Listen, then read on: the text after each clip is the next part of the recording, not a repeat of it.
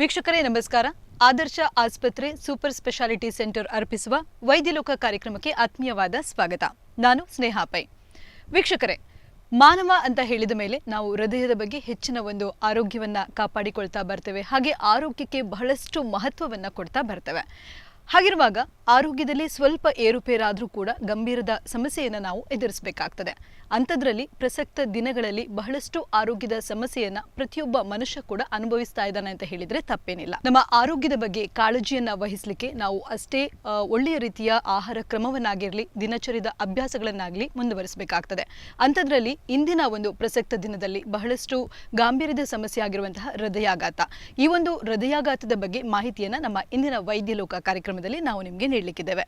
ಹೃದಯಾಘಾತದ ಬಗ್ಗೆ ಹಾಗೂ ಇದಕ್ಕೆ ಸಂಬಂಧವಿರುವ ಬಹಳಷ್ಟು ಕಾಯಿಲೆಗಳ ಬಗ್ಗೆ ಮಾಹಿತಿಯನ್ನ ನೀಡಲಿಕ್ಕಿದ್ದಾರೆ ಆದರ್ಶ ಆಸ್ಪತ್ರೆಯ ಹೃದ್ರೋಗ ತಜ್ಞರಾಗಿರುವಂತಹ ಡಾಕ್ಟರ್ ವಿಶ್ವಕುಮಾರ್ ಇವರು. ಡಾಕ್ಟರ್, ಕಾರ್ಯಕ್ರಮಕ್ಕೆ ಆತ್ಮೀಯವಾದ ಸ್ವಾಗತ ನಿಮಗೆ.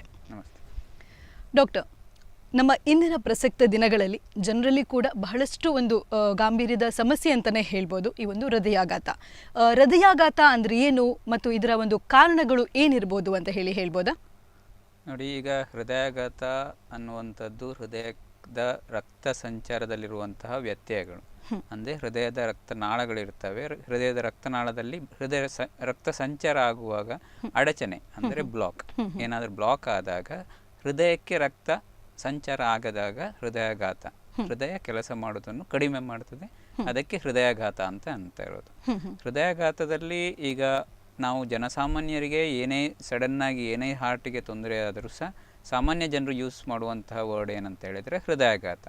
ಸೊ ಹೃದಯದಲ್ಲಿ ತೊಂದರೆಗಳು ಬರೀ ಹೃದಯಾಘಾತ ಅಂದರೆ ಹೃದಯದ ರಕ್ತ ಸಂಚಾರದಲ್ಲಿ ಮಾತ್ರ ಅಲ್ಲದೆ ಅನೇಕ ಕಾರಣಗಳಿಂದ ಹೃದಯಕ್ಕೆ ತೊಂದರೆ ಬರಲಿಕ್ಕೆ ಸಾಧ್ಯತೆ ಇದೆ. ಸೊ ಹೃದಯದ ಸ್ನಾಯುಗಳಿರ್ಬೋದು, ಹೃದಯದ ಕವಾಟಗಳಿರ್ಬೋದು. ಹೃದಯದಲ್ಲಿ 4 ಕೋಣೆಗಳಿದ್ದಾವೆ. ಅದರಿಂದ 2 ಪ್ರಧಾನವಾದ ರಕ್ತನಾಳಗಳು, ಒಂದು ಲಂಗ್ಸಿಗೆ ಶ್ವಾಸಕೋಶಕ್ಕೆ ಹೋಗ್ತದೆ ರಕ್ತ ಶುದ್ಧೀಕರಣಕ್ಕೆ, ಇನ್ನೊಂದು ಶುದ್ಧ ರಕ್ತ ನಮ್ಮ ದೇಹದ ಬೇರೆ ಬೇರೆ ಭಾಗಗಳಿಗೆ ಹೋಗುವಂತಹ ರಚನೆ ಇದೆ. ಸೊ ಈಗ ಹೃದಯದ ಯಾವುದೇ ಭಾಗಕ್ಕೆ ಏಟು ಬಿದ್ದರೂ, ಪೆಟ್ಟಾದರೂ, ತೊಂದರೆ ಆದರೂ, ಕಾಯಿಲೆ ಬಂದರೂ ಸಹ ಹೃದಯ ಕೆಲಸ ಮಾಡೋದನ್ನು ಕಡಿಮೆ ಮಾಡ್ತದೆ. ಸೊ ಎಲ್ಲ ಕಾಯಿಲೆಗಳು ಹೃದಯಾಘಾತ ಮಾತ್ರ ಆಗಿರ್ಲಿಕ್ಕೆ ಸಾಧ್ಯತೆ ಇಲ್ಲ. ಈಗ ಜನಸಾಮಾನ್ಯರು ಯೂಸ್ ಮಾಡುವಂಥ ಟರ್ಮ್ ಹೃದಯಾಘಾತ, ಸಡನ್ ಆಗಿ ಏನಾದರೂ ತೊಂದರೆ ಆಗಿದ್ದಕ್ಕೆ ಹೃದಯಾಘಾತ ಅಂತ ಹೇಳ್ತಾರೆ. ಸೊ ಜನಸಾಮಾನ್ಯರಿಗೆ ನಾನು ಏನು ಹೇಳಲಿಕ್ಕೆ ಇಷ್ಟಪಡ್ತೇನೆ ಅಂತ ಹೇಳಿದರೆ, ಹೃದಯದ ರಕ್ತ ಸಂಚಾರದಲ್ಲಿ ಅಡಚಣೆ ಇಲ್ಲದೆ ಹೃದಯದ ಕವಾಟಗಳು, ವ್ಯಾಲ್ವ್ ಅಂತ ಹೇಳ್ಬೋದು, ಅದು ಫಂಕ್ಷನಿಂಗ್ ಕಮ್ಮಿ ಮಾಡಿದರೆ, ಅದು ಚಿಕ್ಕದಾಗಿರ್ಬೋದು, ಅಲ್ಲ ಅದರಲ್ಲಿ ಲೀಕ್ ಆಗ್ಬೋದು, ಇಲ್ಲದಿದ್ದರೆ ಹೃದಯದ ಸ್ನಾಯುಗಳು ಕೆಲಸ ಮಾಡೋದು ಕಮ್ಮಿ ಆಗಿರ್ಬೋದು, ಅದಕ್ಕೆ ಹೃದಯ ವೈಫಲ್ಯ, ಹಾರ್ಟ್ ಫೇಲ್ಯೂರ್ ಅಂತ ಹೇಳ್ತೇವೆ. ಅದಲ್ಲದೆ ನಮ್ಮ ಬಲಭಾಗದ ರಕ್ತನಾಳಗಳು ಶ್ವಾಸಕೋಶಕ್ಕೆ ಹೋಗುವಂಥ ಪ್ರಧಾನ ರಕ್ತನಾಳಗಳಲ್ಲಿ ಸಡನ್ನಾಗಿ ಬ್ಲಾಕ್, ಅಲ್ಲಿ ಸಹ ಬ್ಲಾಕ್ ಬರಲಿಕ್ಕೆ, ರಕ್ತ ಸಂಚಾರ ಅಡಚಣೆ ಆಗಲಿಕ್ಕೆ ಚಾನ್ಸಸ್ ಇದೆ. ಅದಕ್ಕೆ ಪಲ್ಮನರಿ ಎಂಬೋಲಿಸಮ್ ಅಂತ ಹೇಳ್ತೇವೆ.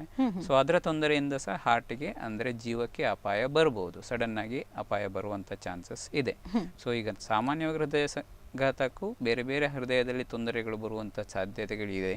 ಅದಲ್ಲದೆ ನಮ್ಮ ಹೃದಯದ ಎಡಭಾಗದಲ್ಲಿ ಶುದ್ಧ ರಕ್ತ ನಮ್ಮ ಎಲ್ಲ ದೇಹಕ್ಕೆ ಹೋಗುವಂಥ ಪ್ರಧಾನ ರಕ್ತನಾಳ ಅಯೋಟ ಅಂತ ಹೇಳ್ತೇವೆ, ಅದರಲ್ಲಿ ಸಹ ಸಡನ್ ಆಗಿ ಅದರಲ್ಲಿ ಡಿಸೆಕ್ಷನ್ ಅಂತ ಹೇಳ್ತೇವೆ, ಅದು ಒಡೆದು ಹೋಗುವಂಥ ಪರಿಸ್ಥಿತಿಗಳು ಇದ್ದಾವೆ. ಆವಾಗ ಸಹ ಸಡನ್ ಆಗಿ ಜೀವಕ್ಕೆ ತೊಂದರೆ ಬರಬಹುದು. ಸೊ ಯಾಕೆ ಹೇಳ್ತಾ ಇದ್ದೇನೆ ಅಂತ ಹೇಳಿದ್ರೆ, ಇತ್ತೀಚಿನ ದಿನಗಳಲ್ಲಿ ಯಾವುದೇ ಪ್ರಕರಣಗಳನ್ನು ಕೇಳಿದ್ರು ಸಹ ಸಡನ್ ಆಗಿ ಜೀವಕ್ಕೆ ಏನಾದರೂ ಅಪಾಯ ಬಂದರೆ ಅದಕ್ಕೆ ಹೃದಯಾಘಾತ ಅಂತ ಹೇಳುವ ಒಂದು ಲೇಬಲ್ ಅದನ್ನು ಅಟ್ಯಾಚ್ ಮಾಡಿಬಿಡ್ತೇವೆ. ಸೊ ಹೃದಯಾಘಾತದಲ್ಲಿ ರಕ್ತ ಸಂಚಾರಕ್ಕೆ ಅಡಚಣೆ ಆದಾಗ ಮಾತ್ರ ಅದಕ್ಕೆ ಹೃದಯಾಘಾತ ಅಂತ ಹೇಳ್ತೇವೆ. ಸಡನ್ ಆಗಿ ಏನೇ ಹಾರ್ಟಿಗೆ ತೊಂದರೆ ಆದರೂ ಸಹ ಅದಕ್ಕೆ ಹೃದಯ ಸ್ತಂಭನ ಅಂತ ಹೇಳ್ತೇವೆ, ಸಡನ್ ಕಾರ್ಡಿಯಾಕ್ ಅರೆಸ್ಟ್ ಅಂತ ಹೇಳ್ತೇವೆ. ಅದಕ್ಕೆ ಹೃದಯದ ಬೇರೆ ಬೇರೆ ಕಾರಣಗಳು, ಅದಲ್ಲದೆ ಹೃದಯದಲ್ಲಿ ನಮ್ಮ ಹೃದಯ ಬಡಿತದಲ್ಲಿ ಏರುಪೇರು, ಕೆಲವೊಮ್ಮೆ ಹೃದಯ ಬಡಿತ ಕಡಿಮೆ ಆಗಬಹುದು, ಕೆಲವೊಮ್ಮೆ ಹೃದಯ ಬಡಿತ ವಿಪರೀತ ಜಾಸ್ತಿ ಆಗಬಹುದು, ಅದಕ್ಕೆ ಅರಿದ್ಮಿಯಾ ಅಂತ ಹೇಳ್ತೇವೆ. ರಿದಮ್ ಆಗಿ ಏನು ಹಾರ್ಟ್ ಬೀಟ್ ಆಗಬೇಕು, ಅದಕ್ಕೆ ರಿದಮಿಕ್ ಆಗಿ ಆ ರಿದಮ್ ಅನ್ನು ತಪ್ಪಿದಾಗ ಅದು ನಮ್ಮ ಹೃದಯದ ನಮ್ಮ ಹಾರ್ಟಿನ ಪ್ರಧಾನವಾದ ಕೆಲಸ ಏನಂತ ಹೇಳಿದ್ರೆ ಪಂಪ್ ಮಾಡೋದು. ಸೊ ಹೃದಯ ನಾವು ನಾರ್ಮಲ್ ಆಗಿ 60ರಿಂದ 100 ಬೀಟ್ಸ್ ಏನು ಮಾಡಬೇಕು, 60ರಿಂದ ಕಡಿಮೆ, ಕೆಲವರದ್ದು ಹಾರ್ಟ್ ಬೀಟ್ ಸಡನ್ ಆಗಿ 40, ಅದು ನಮ್ಮ ಹಾರ್ಟಲ್ಲಿ ಒಂದು ಎಲೆಕ್ಟ್ರಿಕ್ ಸರ್ಕ್ಯೂಟ್ ಅಂತ ಇರ್ತದೆ. ರಿದಮಿಕ್ ಆಗಿ ಒಂದು ಕೋಣೆಯಿಂದ ಇನ್ನೊಂದು ಕೋಣೆಗೆ ರಕ್ತ ಸಂಚಲನ ಆಗಲಿಕ್ಕೆ ನಮ್ಮಲ್ಲಿ ಎಲೆಕ್ಟ್ರಿಕ್ ಸರ್ಕ್ಯೂಟ್ ಇದೆ, ಕಂಡಕ್ಷನ್ ಸಿಸ್ಟಮ್ ಅಂತ ಹೇಳ್ತೇವೆ. ಅದರಲ್ಲಿ ವ್ಯತ್ಯಯ ಬಂದರೂ ಸಹ ಹೃದಯ ಬಡಿತ ಕಡಿಮೆ ಆಗ್ತದೆ. ಕಡಿಮೆ ಆದ ಕಂಡಕ್ಷನ್ ಕಡಿಮೆ ಆದಾಗ ಹೃದಯದ ಪಂಪಿಂಗ್ ಕಮ್ಮಿ ಆಗ್ತದೆ. ಸೊ ಅದರಿಂದ ಸಹ ಚಲಾವಣೆಗೆ ಪ್ರಾಬ್ಲಮ್ ಬರ್ತದೆ. ಅಲ್ಲದೆ ಸಡನ್ ಆಗಿ ಹಾರ್ಟಿನ ಮಸಲ್ ಅಲ್ಲಾದರೆ ಈ ಕಂಡಕ್ಷನ್ ಸಿಸ್ಟಮ್ ಅಲ್ಲಿ ಏನಾದರೂ ಶಾರ್ಟ್ ಸರ್ಕ್ಯೂಟ್ ಥರ, ಅದಕ್ಕೆ ಅರಿದ್ಮಿಯಾ ಅಂತ ಹೇಳ್ತೇವೆ. ಅದರಲ್ಲಿ ಎರಡು ಕೆಲವು ಟೈಪ್ಗಳಿದ್ದಾವೆ. ಸೊ ಅದರಿಂದ ಹೃದಯ ಬಡಿತದಲ್ಲಿ ಸಡನ್ ಆಗಿ ಹಾರ್ಟ್ ಬೀಟಿಂಗ್ ಜಾಸ್ತಿ ಆಗ್ತದೆ. ಆವಾಗ ಸಹ ಹಾರ್ಟ್ ಪಂಪಿಂಗ್ ಆಗೋದಿಲ್ಲ. ಸೊ ಆವಾಗಲೂ ಸಡನ್ ಆಗಿ ಹಾರ್ಟಿಗೆ ಕೆಲಸ ಮಾಡೋದು ಕಡಿಮೆ ಆಗುವ ಚಾನ್ಸಸ್ ಇದೆ. ಅದರಿಂದ ಸಹ ಸಡನ್ ಆಗಿ ಡೆತ್ ಬರಲಿಕ್ಕೆ ಚಾನ್ಸಸ್ ಇರ್ತದೆ. ಸೊ ಇದೆಲ್ಲ ಹಲವು ಕಾಯಿಲೆಗಳನ್ನು ಒಟ್ಟಿಗೆ ಕೇಳಿದಾಗ ನಾವು ಸಡನ್ ಆಗಿ ಹಾರ್ಟಿಗೆ ಪ್ರಾಬ್ಲಮ್ ಆದರೆ ಸಡನ್ ಕಾರ್ಡಿಯಾಕ್ ಡೆತ್, ಹೃದಯ ಸ್ತಂಭನ ಅಂತ ಹೇಳ್ತೇವೆ. ರಕ್ತ ಸಂಚಾರ ಹೃದಯಕ್ಕೆ ಹೋಗುವ ಪ್ರಧಾನ ರಕ್ತನಾಳಗಳಲ್ಲಿ ಬ್ಲಾಕ್ ಏನಾದರೂ ಬಂದರೆ ಅದಕ್ಕೆ ಹೃದಯಾಘಾತ ಅಂತ ಹೇಳ್ತೇವೆ. ಸೊ ಎಲ್ಲ ಕಾಯಿಲೆಗಳ ಲಕ್ಷಣಗಳು ಸಹ ಡಿಫ್ರೆಂಟ್ ಆಗಿರ್ತದೆ. ಸೊ ಪ್ರಧಾನವಾಗಿ ನಾವು ಏನು ಮಾತಾಡ್ತೇವೆ ಮೆಡಿಕಲ್ ಟರ್ಮಲ್ಲಿ ಹೃದಯಾಘಾತ ಅಂತ ಹೇಳಿದರೆ ಹೃದಯಕ್ಕೆ ಹೋಗುವ ರಕ್ತ ಸಂಚಾರದ್ದು ಅಡಚಣೆ ಮಾತ್ರ. ಸೊ ಅದಕ್ಕೆ ಹಾರ್ಟ್ ಅಟ್ಯಾಕ್ ಅಂತ ಹೇಳ್ತೇವೆ. ಓಕೆ, ಅಂದ್ರೆ ಅದರಲ್ಲಿ ಹೃದಯಾಘಾತ, ಹೃದಯ ಸ್ತಂಭನ ಅಂದ್ರೆ ಕಾರ್ಡಿಯಕ್ ಅರೆಸ್ಟ್ ಇದು ಬೇರೆ ಆಗಿರ್ತದೆ, ಸಡನ್ ಡೆತ್ಗೆ ಕಾಸಸ್ ಕೂಡ ಬೇರೆ ಆಗಿರ್ತದೆ ಅಂತ ಆಯ್ತು. ಹೃದಯಾಘಾತಕ್ಕೆ ಕಾರಣಗಳು ಏನು ಅಂತ ಹೇಳ್ಬೋದು ಡಾಕ್ಟರ್?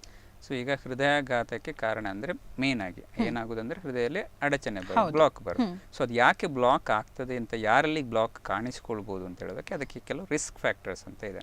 ಈಗ ಯಾರಿಗೆ ಶುಗರ್ ಜಾಸ್ತಿ ಇದೆ, ಡಯಾಬಿಟಿಕ್ ಪೇಷಂಟ್ಸು, ಯಾರಿಗೆ BP ಅಧಿಕ ರಕ್ತದ ಒತ್ತಡ ಪ್ರಾಬ್ಲಮ್ಸ್ ಇದೆ, ಯಾರಲ್ಲಿ ಕೊಲೆಸ್ಟ್ರಾಲ್ ಅಂಶ ಕೊಬ್ಬಿನ ಅಂಶ ಜಾಸ್ತಿ ಇದೆ ಅವರಿಗೆ ಪ್ರಾಬ್ಲಮ್ಸ್ ಬರ್ತದೆ, ಯಾರು ಸ್ಮೋಕಿಂಗ್ ಜಾಸ್ತಿ ಮಾಡ್ತಾರೆ, ಯಾರಲ್ಲಿ ವ್ಯಾಯಾಮ ಕಡಿಮೆ ಇದೆ, ಅಲ್ಲದೆ ಕೆಲವರಲ್ಲಿ ಫ್ಯಾಮಿಲಿ ಹಿಸ್ಟ್ರಿ ಆಫ್ ಅಲ್ಲಿ ಹಾರ್ಟ್ ಅಟ್ಯಾಕ್ ಇದ್ದವರಿಗೆ ಅನುವಂಶೀಯತೆಯಾಗಿ ಯಾರಿಗೆ ಅವರ ತಂದೆ ತಾಯಿಗಳು ಯಂಗ್ ಏಜ್ ಅಲ್ಲಿ ಅಂದ್ರೆ ಲೆಸ್ ದನ್ 50 to 60 years ಅಲ್ಲಿ ಯಾರಿಗೆ ಪೇರೆಂಟ್ಸ್ ಅಲ್ಲಿ ಹೃದಯಾಘಾತ ಆಗಿದೆ ಅಂತವರಿಗೆ ರಿಸ್ಕ್ ಜಾಸ್ತಿ ಇರ್ತದೆ. ಇದು ರಿಸ್ಕ್ ಫ್ಯಾಕ್ಟರ್ಸ್ ಅಂತ. ಡಯಾಬಿಟಿಸ್, ಅಧಿಕ ರಕ್ತದೊತ್ತಡ, ಕೊಬ್ಬು, ವ್ಯಾಯಾಮ ಇಲ್ಲದಿರುವುದು, ಸ್ಮೋಕಿಂಗ್ ಮತ್ತೆ ಫ್ಯಾಮಿಲಿ ಹಿಸ್ಟ್ರಿ, ಇದು ಪ್ರಧಾನವಾಗಿ ಕಾಣಿಸ್ತದೆ. ಇದು ಪ್ರಧಾನವಾಗಿ ಕಾರಣಗಳಾಗ್ತವೆ. ಅಲ್ಲಿ ಏನಾಗುದಂದ್ರೆ ನಮ್ದು ಕೊಲೆಸ್ಟ್ರಾಲ್ ಏನಿರ್ತದೆ ಅದು ಬ್ಯಾಡ್ ಕೊಲೆಸ್ಟ್ರಾಲ್ ಆಗಿ ಅಲ್ಲಿ ಶೇಖರಣೆ ಆಗಿ ಅದರಿಂದಾಗಿ ರಕ್ತ ಚಲಾವಣೆ ಅಡಚಣೆ ಬರ್ತದೆ. ಸೊ ಅದು ಸಡನ್ ಆಗಿ ಕೆಲವೊಮ್ಮೆ ಇರ್ತದೆ, ಕೆಲವೊಮ್ಮೆ ಅದು ಪರ್ಸೆಂಟೇಜ್ ವಯಸ್ಸಿಂದ ಇರ್ತದೆ. ಒಂದು 70% ವರೆಗೆ ಏನು ಅದು ತೊಂದರೆ ಮಾಡೋದಿಲ್ಲ. 70% ಜಾಸ್ತಿ ಆದಾಗ ಅವಾಗ ಒಂದೊಂದೇ ತೊಂದರೆಗಳನ್ನು ತೋರಿಸ್ತಾ ಇದೆ.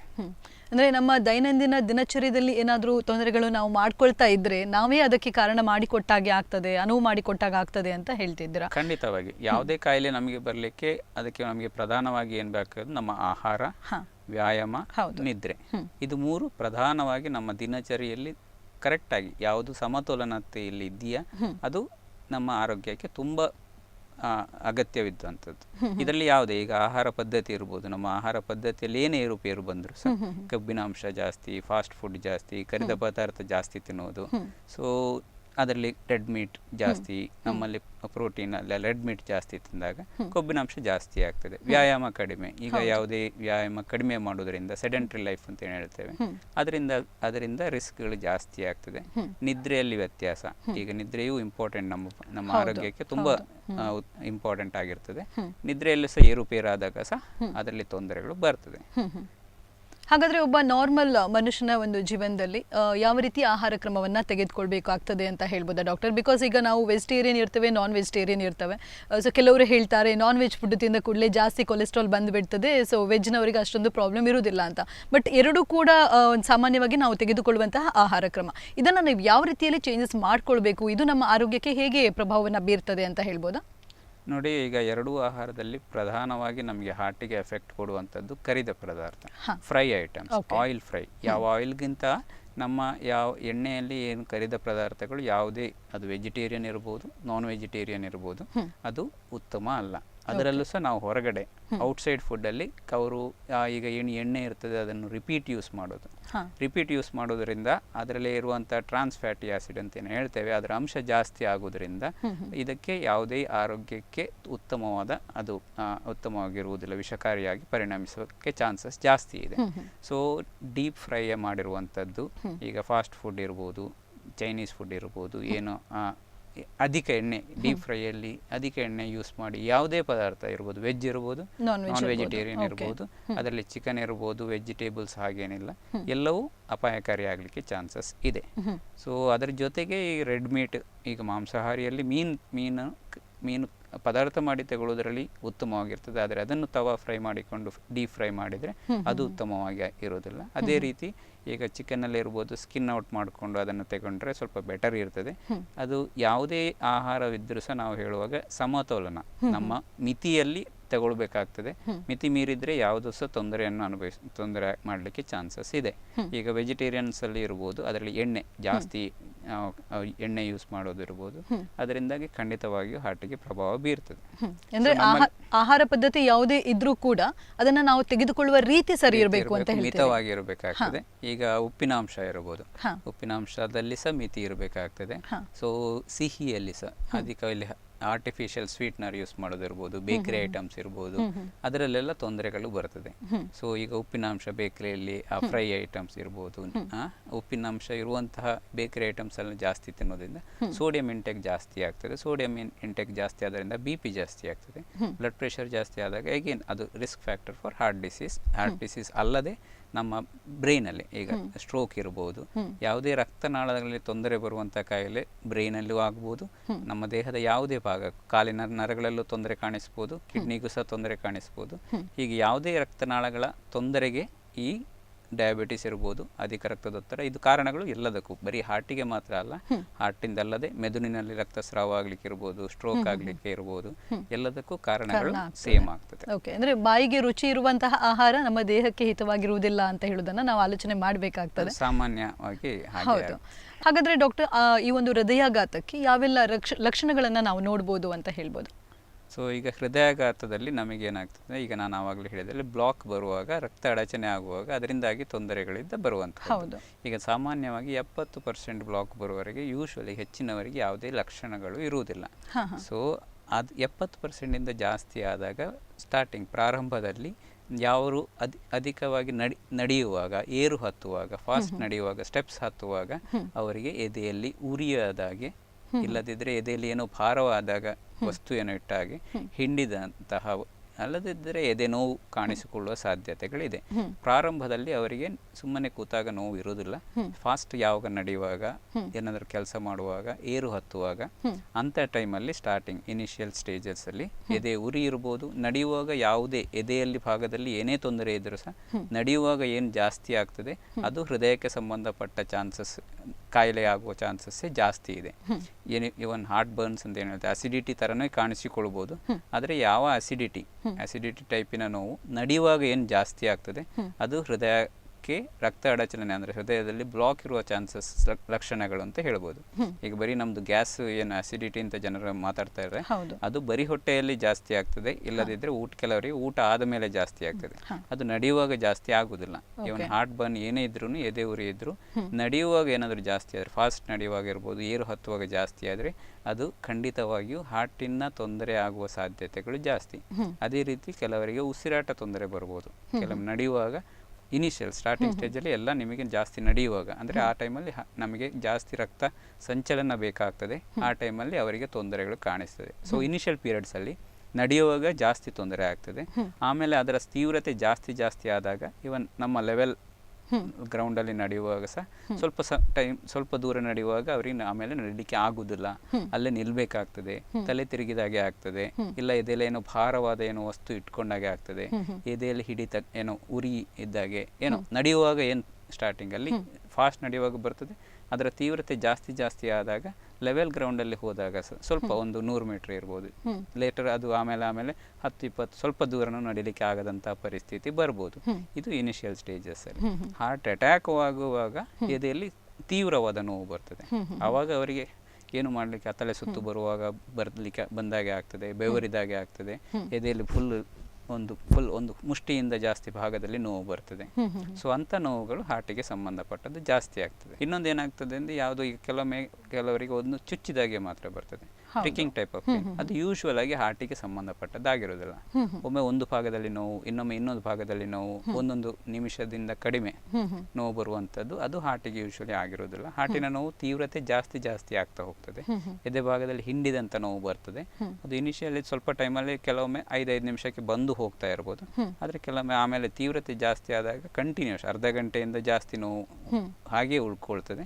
ಸೊ ಅಂಥ ನೋವು ಯೂಶುವಲ್ ಆಗಿ ಹಾರ್ಟಿಗೆ ಸಂಬಂಧಪಟ್ಟ ಎದೆ ನೋವು ಆಗಿರ್ತದೆ.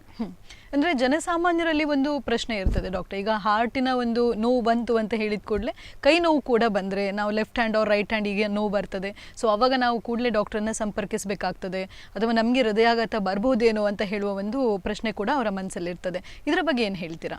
ನೋಡಿ, ಅದು ಹೇಳಿದಾಗೆ ನಾವು ಈಗ ಹಾರ್ಟಿಗೆ ಬಂದ ನೋವು ಎಲ್ಲ ದಿವಸದಲ್ಲಿ ಒಂದೇ ಥರ ಬರ್ತದೆ, ಅದು ತೀವ್ರತೆ ಜಾಸ್ತಿ ಇರ್ತದೆ. ಆ ಎದೆ ಭಾಗದ ಮಧ್ಯದಲ್ಲಿ ನೋವು ಬರುವುದರ ಜೊತೆಗೆ ಕೈಗೆ ಅದು ನೋವು ಬರ್ತದೆ.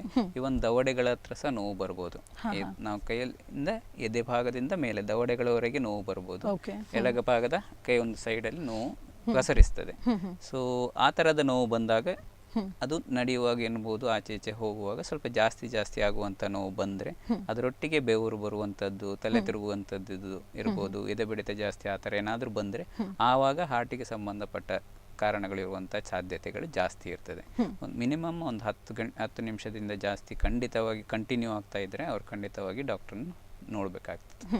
ಅಂದರೆ ಮೊದಲನೇದಾಗಿ ನಾವು ಹೇಳಬೇಕಂತ ಹೇಳಿದರೆ, ಈ ಒಂದು ಎದೆ ನೋವು ಬರ್ತಾ ಇರುವಾಗ ಜನರು ಏನು ಮಾಡ್ತಾರೆ, ಇದು ಅಸಿಡಿಟಿಯ ಒಂದು ಪ್ರಾಬ್ಲಮ್ ಅಂತ ಹೇಳಿ ಸುಮ್ಮನೆ ಇರ್ತಾರೆ. ಬಟ್ ಯಾವ ಸಂದರ್ಭದಲ್ಲಿ ಆ್ಯಂಡ್ ಯಾವ ಒಂದು ತೀವ್ರತೆ ಜಾಸ್ತಿ ಆಗುವಾಗ ನಾವು ಡಾಕ್ಟರ್ ಹತ್ರ ಹೋಗಬೇಕು ಅಂತ ನೀವು ಹೇಳ್ತೀರಾ? ಯಾವುದೇ ಎದೆಯುರಿ ನಿಮಗೆ ನಡೆಯುವಾಗ ಜಾಸ್ತಿ ಆಗ್ತದೆ, ಫಾಸ್ಟ್ ನಡೆಯುವಾಗ ಜಾಸ್ತಿ ಆಗ್ತದೆ, ಸ್ವಲ್ಪ ದೂರ ನಡೆಯುವಾಗ ಜಾಸ್ತಿ ಆಗ್ತದೆ ಅಂತ ಎದೆಯುರಿ ಖಂಡಿತವಾಗಿಯೂ ಹಾರ್ಟಿಗೆ ಸಂಬಂಧಪಟ್ಟಿರುವ ಸಾಧ್ಯತೆಗಳೇ ಜಾಸ್ತಿ ಇರುವ. ನಾವು ನೋಡುತ್ತಿರುವ ಡೈಲಿ ಪ್ರಾಕ್ಟೀಸಲ್ಲಿ ಹಾರ್ಟ್ ಅಟ್ಯಾಕ್ ಇರ್ಬೋದು, ಅವರಿಗೆ ಒಂದು 50ರಿಂದ 70% ಜನರಿಗೆ ಈ ಸಿಂಪ್ಟಮ್, ನಾನು ಹೇಳುವ ಎದೆ ಉರಿ ನಡೆಯುವಾಗ ಜಾಸ್ತಿ ಆಗುವಂತ ಸಿಂಪ್ಟಮ್ 1 ತಿಂಗಳಿಂದ 6 ತಿಂಗಳವರೆಗೆ ಖಂಡಿತವಾಗಿಯೂ ಇರ್ತದೆ. ಎಲ್ಲರೂ ಅದನ್ನು ಅಸಿಡಿಟಿ ಅಂತೇಳಿ ನೆಗ್ಲೆಕ್ಟ್ ಮಾಡಿರ್ತಾರೆ. ಯಾಕೆಂದ್ರೆ ಅದು ಇನಿಷಿಯಲ್ ಪೀರಿಯಡ್ ಅಲ್ಲಿ ಒಂದು 10 ನಿಮಿಷದಲ್ಲಿ ಕಮ್ಮಿ ಆಗಿಬಿಡ್ತದೆ, ನಡೆದಾಗ ಬರ್ತದೆ, ಸ್ವಲ್ಪ ಹೊತ್ತು ನಿಂತರೆ ಅದು ಕಡಿಮೆ ಆಗ್ತದೆ, ಅದನ್ನು ಅವರ ಹಾಗೆ ಬಿಟ್ಟಿರ್ತಾರೆ. ಆದರೆ ಹೆಚ್ಚಿನ ಹೃದಯಾಘಾತ ಮುನ್ಸೂಚನೆ ಕೊಟ್ಟಿರ್ತದೆ. ಯಾವುದೇ ಹೃದಯಾಘಾತ ಸಡನ್ ಆಗಿ ಒಂದೇ ದಿವಸಕ್ಕೆ ಬಂದಿರೋದಿಲ್ಲ. ಮುನ್ಸೂಚನೆ ತೀವ್ರತೆ ಸ್ವಲ್ಪ ಕಡಿಮೆ ಇರಬಹುದು, ಆದರೆ ಮುನ್ಸೂಚನೆ ಹೆಚ್ಚಿನವರಲ್ಲಿ ಅದು ಕೊಟ್ಟಿರುತ್ತದೆ. ಅಂದ್ರೆ ನಾವು ಈ ಒಂದು ಹೃದಯ ಸಮಸ್ಯೆ ಹೀಗೆ ಬರ್ತಾ ಇರಬೇಕಾದ್ರೆ ಸ್ವಲ್ಪ ಒಂದು 5-10 ಸಲ ಬರಬೇಕಾದ್ರೆ ಕೂಡ ನಾವು ಡಾಕ್ಟರ್ ಹತ್ರ ಹೋಗಿ ತೋರಿಸಬಹುದು ಅಂತ ಹೇಳ್ತೀರಾ? 5-10 ಸಲ ವೇಟ್ ಮಾಡಬಾರದು, ಅದು ತುಂಬಾ ಜಾಸ್ತಿ ಮುಂಚೆನೇ ಬರಬೇಕಾಗ್ತದೆ. ಯಾವುದು ಲಕ್ಷಣಗಳು ನಾನು ಹೇಳಿದ್ದೇನೆ, ಅದರ ತೀವ್ರತೆ ಕಮ್ಮಿ ಇರಬಹುದು, ಆದರೆ ಏನು ಅದು ನೋವು ನಡೆಯುವಾಗ ಏನು ಬರ್ತಿದೆ ಆ ಥರ ಇದ್ದದ್ದು ಖಂಡಿತವಾಗಿ ಅಂಥವ್ರು ಖಂಡಿತವಾಗಿಯೂ ಚೆಕಪ್ 1-2 ಟೈಮಲ್ಲೇ ಮಾಡಬೇಕಾಗ್ತದೆ. ಡೈಲಿ ಅವರಿಗೆ ಕಾಣಿಸ್ತಾ ಇರ್ತದೆ. ಹೆಚ್ಚಿನ ತಪಾಸಣೆ ಎಷ್ಟು ಬೇಗ ಮಾಡಿಸ್ತೇವೋ ಅಷ್ಟು ಬೇಗ ಖಂಡಿತವಾಗಿ ಹಾರ್ಟಿಗೆ ಎಷ್ಟು ನಾವು ಬೇಗ ಮಾಡಿದ್ದೇವೆ, ಹಾರ್ಟಿಗೆ ಡ್ಯಾಮೇಜ್ ಆಗುವ ಮೊದಲೇ ತಪಾಸಣೆ ಮಾಡಿ ಅದಕ್ಕೆ ಟ್ರೀಟ್ಮೆಂಟ್ ತಗೊಂಡಾಗ ಅದರಲ್ಲಿರುವ ಲಾಭ ಏನು ಇರ್ಬೋದು, ಹೃದಯಕ್ಕೆ ಅದರ ಲಕ್ಷಣ ಇದಕ್ಕೆ ಅದರಿಂದ ಫಲ ಜಾಸ್ತಿ ಆಗ್ತದೆ. ಓಕೆ ಡಾಕ್ಟರ್, ಹಾಗೆ ಮಕ್ಕಳಲ್ಲಿ ಕೂಡ ನಾವೀಗ ಹೃದಯಾಘಾತವನ್ನು ನೋಡ್ತಾ ಇದ್ದೇವೆ. ಹಾಗೆ ಮತ್ತೆ ಕೆಲವು ಜನಸಾಮಾನ್ಯರಲ್ಲಿ ಒಂದು ತಪ್ಪು ಕಲ್ಪನೆಯ ಗೊತ್ತಿಲ್ಲ ನನಗೆ, ಒಂದು ಮಕ್ಕಳಲ್ಲಿ ಹಾರ್ಟಲ್ಲಿ ಹೋಲ್ ಅಂತ ಇರ್ತದೆ. ಈ ಒಂದು ಹೋಲ್ನ ಒಂದು ಸಮಸ್ಯೆಯಿಂದ ಕೂಡ ಅವರು ಹೃದಯಾಘಾತಕ್ಕೆ ತುತ್ತಾಗ್ತಾ ಇದ್ದಾರಾ ಈಗಿನ ಕಾಲದಲ್ಲಿ ಅಂತ? ಈ ಟೈಮಲ್ಲಿ ಹೇಗೆ ನಾನು ಅದನ್ನೇ ಹೇಳಬೇಕು ಅಂತ ಬಯಸ್ತೀನಿ. ಹೃದಯಾಘಾತ ಏನು ಟರ್ಮ್ ಏನಿದೆ ಅದು ಜನಸಾಮಾನ್ಯರಲ್ಲಿ ಏನು ಹಾರ್ಟಿಗೆ ಏನು ಎಫೆಕ್ಟ್ ಆದ್ರೂ ಸಹ ಅದಕ್ಕೆ ಹೃದಯಾಘಾತ ಎನ್ನುವ ಲೇಬಲ್ ಆಗುತ್ತೆ. ಈಗ ಮಕ್ಕಳಲ್ಲಿ ಹೃದಯಕ್ಕೆ ಬರುವಂಥ ಪ್ರಾಬ್ಲಮ್ಸ್ ಅಲ್ಲಿ ಒಂದು ಹೋಲ್ ಅಂತ ಏನು ಹೇಳಿದ್ದೀರಾ, ಸೊ ಅದರಲ್ಲಿ ಯೂಶ್ವಲ್ ಸಿವಿಯರ್ ಹೋಲ್ಸ್ ಏನು ಲಕ್ಷಣಗಳು ಬರುವಂಥ ಹೋಲ್ಸ್ ಯೂಶ್ವಲಿ ಚಿಕ್ಕ ವಯಸ್ಸಿನಲ್ಲಿ ಕಾಣಿಸಿಕೊಳ್ತದೆ. ಅದು 1 ವರ್ಷದ ಮೊದಲೇ ಹೆಚ್ಚಿನವರಿಗೆ ಕಾಣಿಸಿಕೊಳ್ತದೆ. ಅದು ಆವಾಗಲೇ ಉಸಿರಾಟ ತೊಂದರೆ ಇರ್ಬೋದು, ಆವಾಗ ಅವರಿಗೆ ಏನು ಜ್ವರ ಬರೋದು, ಕೆಮ್ಮು ಕಫ ಬರುವಂಥ ಜ್ವರ, ರೆಸ್ಪಿರೇಟರಿ ಟ್ರ್ಯಾಕ್ಟ್ ಇನ್ಫೆಕ್ಷನ್ ಅಂತ ಹೇಳ್ತೇವೆ. ಪದೇ ಅವರಿಗೆ ಜ್ವರ ಬರುವಂಥದ್ದು, ಕೆಮ್ಮು ಬರುವಂಥದ್ದು, ಮತ್ತೆ ಬೆಳವಣಿಗೆ ಕಡಿಮೆ ಕುಂಠಿತ ಆಗುವಂಥದ್ದು, ವೆಯ್ಟ್ ಜಾಸ್ತಿ ಆಗುವುದಿಲ್ಲ, ಆವಾಗ ಅವರಿಗೆ ಜ್ವರ ಬರ್ತದೆ. ಅಂಥವರಿಗೆಲ್ಲ ಕೆಲವೊಮ್ಮೆ ಹಾರ್ಟಿಗೆ ತೊಂದರೆ ಇರುವಂಥ ಸಾಧ್ಯತೆ ಇದೆ. ಅಂಥ ಮಕ್ಕಳಿಗೆ ಖಂಡಿತವಾಗಿ ಹಾರ್ಟಿದ್ದು ಚೆಕಪ್ಸ್ ಮಾಡಬೇಕಾಗ್ತದೆ. ಹೋಲಿರುವ ಸಾಧ್ಯತೆಗಳು ಅಂಥವರಲ್ಲಿ ಇದೆ. ಹಾಗೆಂತ ಹೇಳ್ಕೊಂಡು ಆದರೆ ಯೂಶ್ವಲಾಗಿ ನಾವು ಯಾವಾಗ ಯಾರಿಗೆ ಬೆಳವಣಿಗೆ ಸರಿ ಆಗ್ತಾ ಇಲ್ವಾ, ಚಿಕ್ಕ ಮಗುವಿನಲ್ಲಿ ಯಾರಿಗೆ ಫೀಡಿಂಗ್ ಮೊಲೆ ಹಾಲು ಕುಡಿಲಿಕ್ಕೆ ಕಷ್ಟ ಆಗ್ತಾ ಉಂಟಾ, ಅಲ್ಲಾದ್ರೆ ಆಮೇಲೆ ಫೀಡಿಂಗ್ ಪ್ರಾಬ್ಲಮ್ಸ್ ಬರ್ತದೆ, ವೆಯ್ಟ್ ಗೇನ್ ಸರಿಯಾಗಿ ಆಗುದಿಲ್ಲ, ತೂಕ ಜಾಸ್ತಿ ಆಗ್ತಾ ಇಲ್ಲ, ಆವಾಗ ನ್ಯೂಮೋನಿಯಾ ಥರದ್ದು ಕಫದ ಬರುವಂಥ ಜ್ವರ, ಶೀತ, ಕೆಮ್ಮು ಅಂಥದ್ದೆಲ್ಲ ಜಾಸ್ತಿ ಆವಾಗವಾಗ ಬರ್ತಿದ್ರೆ ಅಂಥವ್ರು ಖಂಡಿತವಾಗಿ ಅವರಿಗೆ ಹಾರ್ಟಿದ್ದು ಚೆಕಪ್ ಆಗಬೇಕು. ಎಕೋಕಾರ್ಡಿಯೋಗ್ರಫಿ ಅಂತ ಹಾರ್ಟಿದ್ದು ಸ್ಕ್ಯಾನಿಂಗ್ ಮಾಡಿಸಿ ಅದರಲ್ಲಿ ಏನಾದರೂ ಹೋಲ್ ಇದೆಯಾ ಅಂತ ಕನ್ಫರ್ಮ್ ಮಾಡಬೇಕಾಗುತ್ತೆ. ಅದು ಒಂದು ಅಂಶ. ಎರಡನೇದೇನಾಗ್ತದೆ ಅಂದರೆ, ನಾನು ಆವಾಗಲೇ ಕಂಡಕ್ಷನ್ ಸಿಸ್ಟಮ್ ಅಂದರೆ ಎಲೆಕ್ಟ್ರಿಕ್ ಸರ್ಕ್ಯೂಟ್ ಬಗ್ಗೆ ನಾನು ಹೇಳಿದೆ. ಹೌದು. ಕೆಲವು ಮಕ್ಕಳಲ್ಲಿ ಚಾನಲೋಪತಿ ಅಂತ ಹೇಳೋದು ಬೈ ಬರ್ತ್ ಅದರಲ್ಲಿ ಕೆಲವು ಪ್ರಾಬ್ಲಮ್ಸ್ ಇರ್ತವೆ. ಸೊ ಅದರಿಂದ ಏನಾಗ್ತದೆ ಅಂತ ಈ ಕಂಡಕ್ಷನ್ ಸಿಸ್ಟಮಲ್ಲಿ ಪ್ರಾಬ್ಲಮ್ ಆದಾಗ ಅವರಿಗೆ ಎದೆ ಬಡಿತದಲ್ಲಿ ವೇರಿಯೇಷನ್ಸ್ ಬರಲಿಕ್ಕೆ ಚಾನ್ಸಸ್ ಇರ್ತದೆ. ಅಂಥ ಸಂದರ್ಭದಲ್ಲಿ ಸಡನ್ನಾಗಿ ಹೃದಯಕ್ಕೆ ತೊಂದರೆ ಆಗ್ಬೋದು, ಜೀವಕ್ಕೆ ಅಪಾಯ ಬರುವಂಥ ಸಾಧ್ಯತೆಗಳಿದ್ದೇವೆ. ಅವರಿಗೆ ಯೂಶಲಿ ಏನಾಗುತ್ತೆ, ಮೊದಲದ ಹಿಸ್ಟ್ರಿ ಏನಾಗಿರುತ್ತೆ ಅಂದರೆ ಹೃದಯ ಬಡಿತ ಜಾಸ್ತಿ ಆಗುವುದಿರ್ಬೋದು, ಅದ್ರ ಜೊತೆಗೆ ಆವಾಗ ತಲೆ ಸುತ್ತು ಬರೋದು. ಹೃದಯ ಬಡಿತ ಜಾಸ್ತಿ ಆಗುವ ಒಟ್ಟಿಗೆ ತಲೆ ಸುತ್ತು ಬರ್ತಾ ಇದ್ರೆ ಅಂತ ಅವರಿಗೆ ಹೃದಯ ಬಡಿತ ಜಾಸ್ತಿ ಅಬ್ನಾರ್ಮಲ್ ಆಗಿ ಜಾಸ್ತಿ ಆಗ್ತದೆ ಅಂತ ಲೆಕ್ಕ. ಅಂಥವರು ಇದು ಪರೀಕ್ಷೆ ಮಾಡಿಸಬೇಕಾಗ್ತದೆ. ಕೆಲವು ಒಂದು 20-30 ಆ ಥರ ವರ್ಷದವರು ಇರ್ಬೋದು, 30 ವರ್ಷ ಮೇಲೆ ಇದ್ದವರಿಗೆ ಕೆಲವೊಮ್ಮೆ ಅವರಿಗೆ ಹಾರ್ಟಿನ ಮಸಲಲ್ಲಿ ಪ್ರಾಬ್ಲಮ್ಸ್ ಬರ್ತದೆ. ಹಾರ್ಟಿನ ಮಸಲ್ಸ್ ಅಬ್ನಾರ್ಮಲ್ ಆಗಿ ದಪ್ಪ ಆಗಿರ್ತದೆ. ಸೊ ಅಂಥವರಿಗೆ ಹೈಪೋಟ್ರೋಫಿಕ್ ಕಾರ್ಡಿಯೋಮಯೋಪತಿ ಅಂತ ಹೇಳ್ತೇವೆ. ಸೊ ಅಂಥವರಿಗೂ ಸಹ ಸಡನ್ ಆಗಿ ಸಡನ್ ಕಾರ್ಡಿಯಾಕ್ ಡೆತ್, ಸಡನ್ ಜೀವಕ್ಕೆ ಅಪಾಯ ಬರುವ ಸಾಧ್ಯತೆಗಳು ಇರ್ತದೆ. ಅದು ಕೆಲವೊಮ್ಮೆ ಮುನ್ಸೂಚನೆ ಸ್ವಲ್ಪ ಕೊಟ್ಟಿರ್ತದೆ. ಹೇಗೆ ನಾನು ಹೇಳಿದಾಗ ನಡೆಯುವಾಗ ಅವರಿಗೆ ತಲೆ ಸುತ್ತು ಬರುವಂಥದ್ದು, ಏನು ಕಣ್ಕತ್ಲೆ ಬರುವಂಥದ್ದು, ಅಂಥದ್ದೆಲ್ಲ ತೊಂದರೆಗಳು ಕೆಲವೊಮ್ಮೆ ಮುನ್ಸೂಚನೆ ಕೆಲವರಿಗೆ ಇದ್ದಿರ್ತದೆ. ಎಲ್ಲರಿಗೆ ಇರಬೇಕು ಅಂತ ಕೇಳಲಿಕ್ಕೆ ಆಗೋದಿಲ್ಲ. ಸೊ ಅಂಥವರು ಖಂಡಿತವಾಗಿ ಇಕೋಕಾರ್ಡಿಯೋಗ್ರಫಿ ಟೆಸ್ಟ್ ಮಾಡಿಸ್ಕೊಂಡ್ರೆ ಅದರಲ್ಲಿ ಏನಾದರೂ ತೊಂದರೆ ಇದೆಯಾ ಅಂತ ಗೊತ್ತಾಗ್ತದೆ. ಎಲೆಕ್ಟ್ರಿಕ್ ಸರ್ಕ್ಯೂಟ್ ಪ್ರಾಬ್ಲಮ್ಸ್ ಇದ್ದವರಿಗೆ ಅವರಿಗೆ ನಮಗೆ ಒಂದು ಸಲ ECG ಮಾಡಿದರೆ, ಅವರು ನಾರ್ಮಲ್ ಇರುವ ಟೈಮಲ್ಲಿ ECG ಮಾಡಿದರೆ ಅದು ECG ನಾರ್ಮಲಿಗೆ ಬರ್ತದೆ. ಅಂಥವರಿಗೆ ಹೋಲ್ಡರ್ ಟೆಸ್ಟ್ ಅಂತಂದರೆ ಕಂಟಿನ್ಯೂಸ್ 3 ದಿವಸದವರೆಗೆ ಕಂಟಿನ್ಯೂಸ್ ECG ಮಾಡುವಂಥ ಟೆಸ್ಟ್ ಇದೆ. ಆವಾಗ ಅವರಿಗೆ 3 ಡೇಸಲ್ಲಿ ಏನಾದರೂ ತೊಂದರೆ ಆದಾಗ ಕಂಟಿನ್ಯೂಸ್ ECG ಮಾನಿಟರ್ ಮಾಡಿಕೊಂಡು ಹಾಗೆ ಅವರ ತೊಂದರೆಗಳನ್ನು ಪತ್ತೆ ಮಾಡಬೇಕಾಗುತ್ತೆ. ಓಕೆ ಡಾಕ್ಟರ್, ಹಾಗೆ ಟೆಕ್ಕಿಗಳು ಇರ್ತಾರೆ. ಇವರು ಒಂದು ವಾರದಲ್ಲಿ ಒಂದು 50-60 ಗಂಟೆಗಳ ಕಾಲ ಅವರು ದುಡಿತಾನೆ ಇರ್ತಾರೆ. ಹಾಗಿರುವಾಗ ಅವರಿಗೆ ನೀವು ಯಾವ ರೀತಿಯಲ್ಲಿ ಸಜೆಸ್ಟ್ ಮಾಡ್ತಾರೆ? ಅವರ ಒಂದು ಸ್ಟ್ರೆಸ್ ಲೆವೆಲ್, ಆ ಒಂದು ಕಂಪ್ಯೂಟರನ್ನು ನೋಡುವಂಥದ್ದು ಇರ್ಬೋದು, ಆ ಒಂದು ಟೆಕ್ನಾಲಜೀಸನ್ನು ಯೂಸ್ ಮಾಡ್ತಾ ಅವರಿಗೆ ಈ ಒಂದು ಹೃದಯಾಘಾತದ ಸಮಸ್ಯೆಗಳು ಬರ್ತವ? ಈಗ ಖಂಡಿತವಾಗಿ ಅವರನ್ನು ಇನ್ ಜನರಲ್ ಆಗಿ ನಾವು ಅವರಿಗೆ ಅಂತಲ್ಲ, ಇನ್ ಜನರಲ್ ಆಗಿ ನಾನು ಹೇಳಲಿಕ್ಕೆ ಇಷ್ಟಪಡ್ತೀನಿ. ಸ್ಟ್ರೆಸ್ ಲೆವೆಲ್ ಈಗ 2-3 ವರ್ಷದ ಮಕ್ಕಳಿಂದ ಹಿಡಿದು 60 ವರ್ಷ, 70 ವರ್ಷ, 80 ವರ್ಷದವರೆಗೂ ವರ್ಲ್ಡ್ ಕಾಮನ್ ಆಗಿ ಇರುವಂತದ್ದು ಸ್ಟ್ರೆಸ್. ಯಾವುದೇ ತರಹದ ಸ್ಟ್ರೆಸ್ ಇರ್ಬೋದು, ಅದು ಅವರ ಪರ್ಫಾರ್ಮೆನ್ಸ್ ರಿಲೇಟೆಡ್ ಇರ್ಬೋದು, ಫೈನಾನ್ಷಿಯಲ್ ಇರ್ಬೋದು, ಇಲ್ಲದಿದ್ರೆ ಟಾರ್ಗೆಟ್ಸ್ ಏನಿದ್ರು ಸಹ ಅದರಲ್ಲಿ ಯಾವುದೇ ಕೆಲಸದ ಒತ್ತಡ ಇರಬಹುದು. ಮಾನಸಿಕವಾಗಿ ಸ್ಟ್ರೆಸ್ ಅವರಿಗೆ ಈಗಿನ ಹೆಚ್ಚಿನವರಿಗೆ, ಯಾಕೆಂದ್ರೆ ಇವಾಗದ ಇರುವ ಸೋಷಿಯಲ್ ಮೀಡಿಯಾದ ಪ್ರಾಬ್ಲಮ್ಸ್ ಇರ್ಬೋದು, ಮಾಸ್ ಮೀಡಿಯಾ ಯಾವುದೇ ಪ್ರಾಬ್ಲಮ್ಸ್ ಇರ್ಬೋದು, ಈಗ ನಮಗೆ ನ್ಯೂಸ್ ಸ್ಪ್ರೆಡ್ ಆಗುವಂಥದ್ದು ಇರ್ಬೋದು. ನಮ್ಮಲ್ಲಿ ಟಾಲರೆನ್ಸ್ ಲೆವೆಲ್ ತುಂಬಾ ಕಡಿಮೆ ಆಗಿದೆ. ಈಗ ಸಣ್ಣ ಮಕ್ಕಳಿಂದ ಹಿಡಿದು ದೊಡ್ಡವರ ಹತ್ರ ಟಾಲರೆನ್ಸ್ ಲೆವೆಲ್ ಚಿಕ್ಕ ಚಿಕ್ಕ ವಿಷಯಕ್ಕೂ ಜಾಸ್ತಿ ತಲೆ ಬಿಸಿ ಅಂದ್ರೆ ಏನು ಸ್ಟ್ರೆಸ್ ಮಾಡಿಕೊಳ್ಳುವಂಥದ್ದು ಜಾಸ್ತಿ. ಯಾರು ಕೋಪ್ ಮಾಡುವಂಥ ಪರಿಸ್ಥಿತಿ ಇಲ್ಲ. ಏನಾಗುತ್ತೆ, ನಮ್ಮಲ್ಲಿ ಸ್ಟ್ರೆಸ್ ಹಾರ್ಮೋನ್ಸ್ ಇದ್ದಾವೆ. ಯಾವ ಸ್ಟ್ರೆಸ್ ಹಾರ್ಮೋನ್ಸ್ ರಿಲೀಸ್ ಆಗ್ತದೆ, ನಾವು ಯಾವುದೇ ತಲೆ ಬಿಸಿ ಆದಾಗ ಸ್ಟ್ರೆಸ್ ಹಾರ್ಮೋನ್ ರಿಲೀಸ್ ಆಗುತ್ತೆ. ಸ್ಟ್ರೆಸ್ ಹಾರ್ಮೋನ್ಸಲ್ಲಿ ಅಡ್ರಿನಾಲಿನ್ ಇರ್ತದೆ, ಎಲ್ಲ ಹಾರ್ಮೋನ್ಸ್. ಎಲ್ಲ ಹಾರ್ಮೋನ್ಸು ಹಾರ್ಟಿಗೆ ಪ್ರೆಷರ್ ಕೊಡುವಂಥದ್ದು. ಸೊ ಈಗೇನು ಟರ್ಮಿನಾಲಜಿ ಸ್ಟ್ರೆಸ್ ಕಾರ್ಡಿಯೋಮಯೋಪತಿ ಇಂಥ ಸಹ ಇದೆ. ಸ್ಟ್ರೆಸ್ ಇಂಡ್ಯೂಸ್ಡ್ ಹಾರ್ಟ್ ಪ್ರಾಬ್ಲಮ್ಸ್ ಮಾಡ್ತದೆ. ಈಗ ನಮಗೆ ಏನೇ ಹೆದರಿಕೆ ಆದರೂ, ಸ್ಟ್ರೆಸ್ ಆದರೂ ಸಹ ಹಾರ್ಟ್ ಬೀಟಿಂಗ್ ಜಾಸ್ತಿ ಆಗ್ತದೆ. ಹಾರ್ಟ್ ಬೀಟಿಂಗ್ ಜಾಸ್ತಿ ಆಗ್ತದೆ ನಾರ್ಮಲ್ ಆಗಿ. ಎಷ್ಟು ಕಡಿಮೆ ಅಂದರೆ ಹಾರ್ಟ್ ಜಾಸ್ತಿ ಕೆಲಸ ಮಾಡಬೇಕು. ವರ್ಕ್ ಯಾವುದೇ ವಸ್ತು, ಯಾವುದೇ ನಮ್ಮ ಬಾಡಿ ಪಾರ್ಟ್ಸ್ ಕೆಲಸ ಜಾಸ್ತಿ ಮಾಡಿದಾಗ ಅದಕ್ಕೆ ಕಾಯಿಲೆಗೆ ತುತ್ತಾಗುವ ಚಾನ್ಸಸ್ ಜಾಸ್ತಿ. ಈಗ ಸ್ಟ್ರೆಸ್ ಹಾರ್ಮೋನ್ಸ್ ಜಾಸ್ತಿ ಆದ ಕೂಡಲೇ ನಮ್ಮ ಬ್ಲಡ್ ಪ್ರೆಷರ್ ಜಾಸ್ತಿ ಆಗುತ್ತೆ. ಇವಾಗ 30 ವರ್ಷದ ಕೆಳಗಿನವರು ತುಂಬ ಜನರಿಗೆ ನಮಗೆ ಶುಗರ್, ಡಯಾಬಿಟಿಕ್ ಪೇಷಂಟ್ಸ್ ಇರ್ಬೋದು, ಅಧಿಕ ರಕ್ತದೊತ್ತಡದ ಪೇಷಂಟ್ಸ್ ತುಂಬ ಇದ್ದಾರೆ. ಈಗ 20-25 ವರ್ಷದವರಿಗೆ ಸಹ BP ಇರಲ್ಲ ಅಂತ ಇಲ್ಲ. ಈಗ ಎಲ್ಲರದ್ದು BP ನಾವು ಚೆಕ್ ಮಾಡಬೇಕಾಗ್ತದೆ, ಯಾಕಂದರೆ ಹೆಚ್ಚಿನವರಲ್ಲಿ ಈಗ ಕಾಣಿಸಿಕೊಳ್ತಿದೆ. So back to risk factors. ಈಗ diabetes, hypertension risk factors. ಹಾರ್ಟಿಗೆ ತೊಂದರೆ ಮಾಡಲಿಕ್ಕೆ ಇರುವಂತಹ ಫಸ್ಟ್ ರಿಸ್ಕ್ ಫ್ಯಾಕ್ಟರ್ಸ್ ನಾನು ಆವಾಗಲೇ ಹೇಳಿದೆ. ಯಾರಿಗೆ ಬರ್ಬೋದು, ಡಯಾಬಿಟಿಸ್ ಇರುವವರಿಗೆ, ಹೈಪರ್ ಟೆನ್ಷನ್ ಅವರಿಗೆ.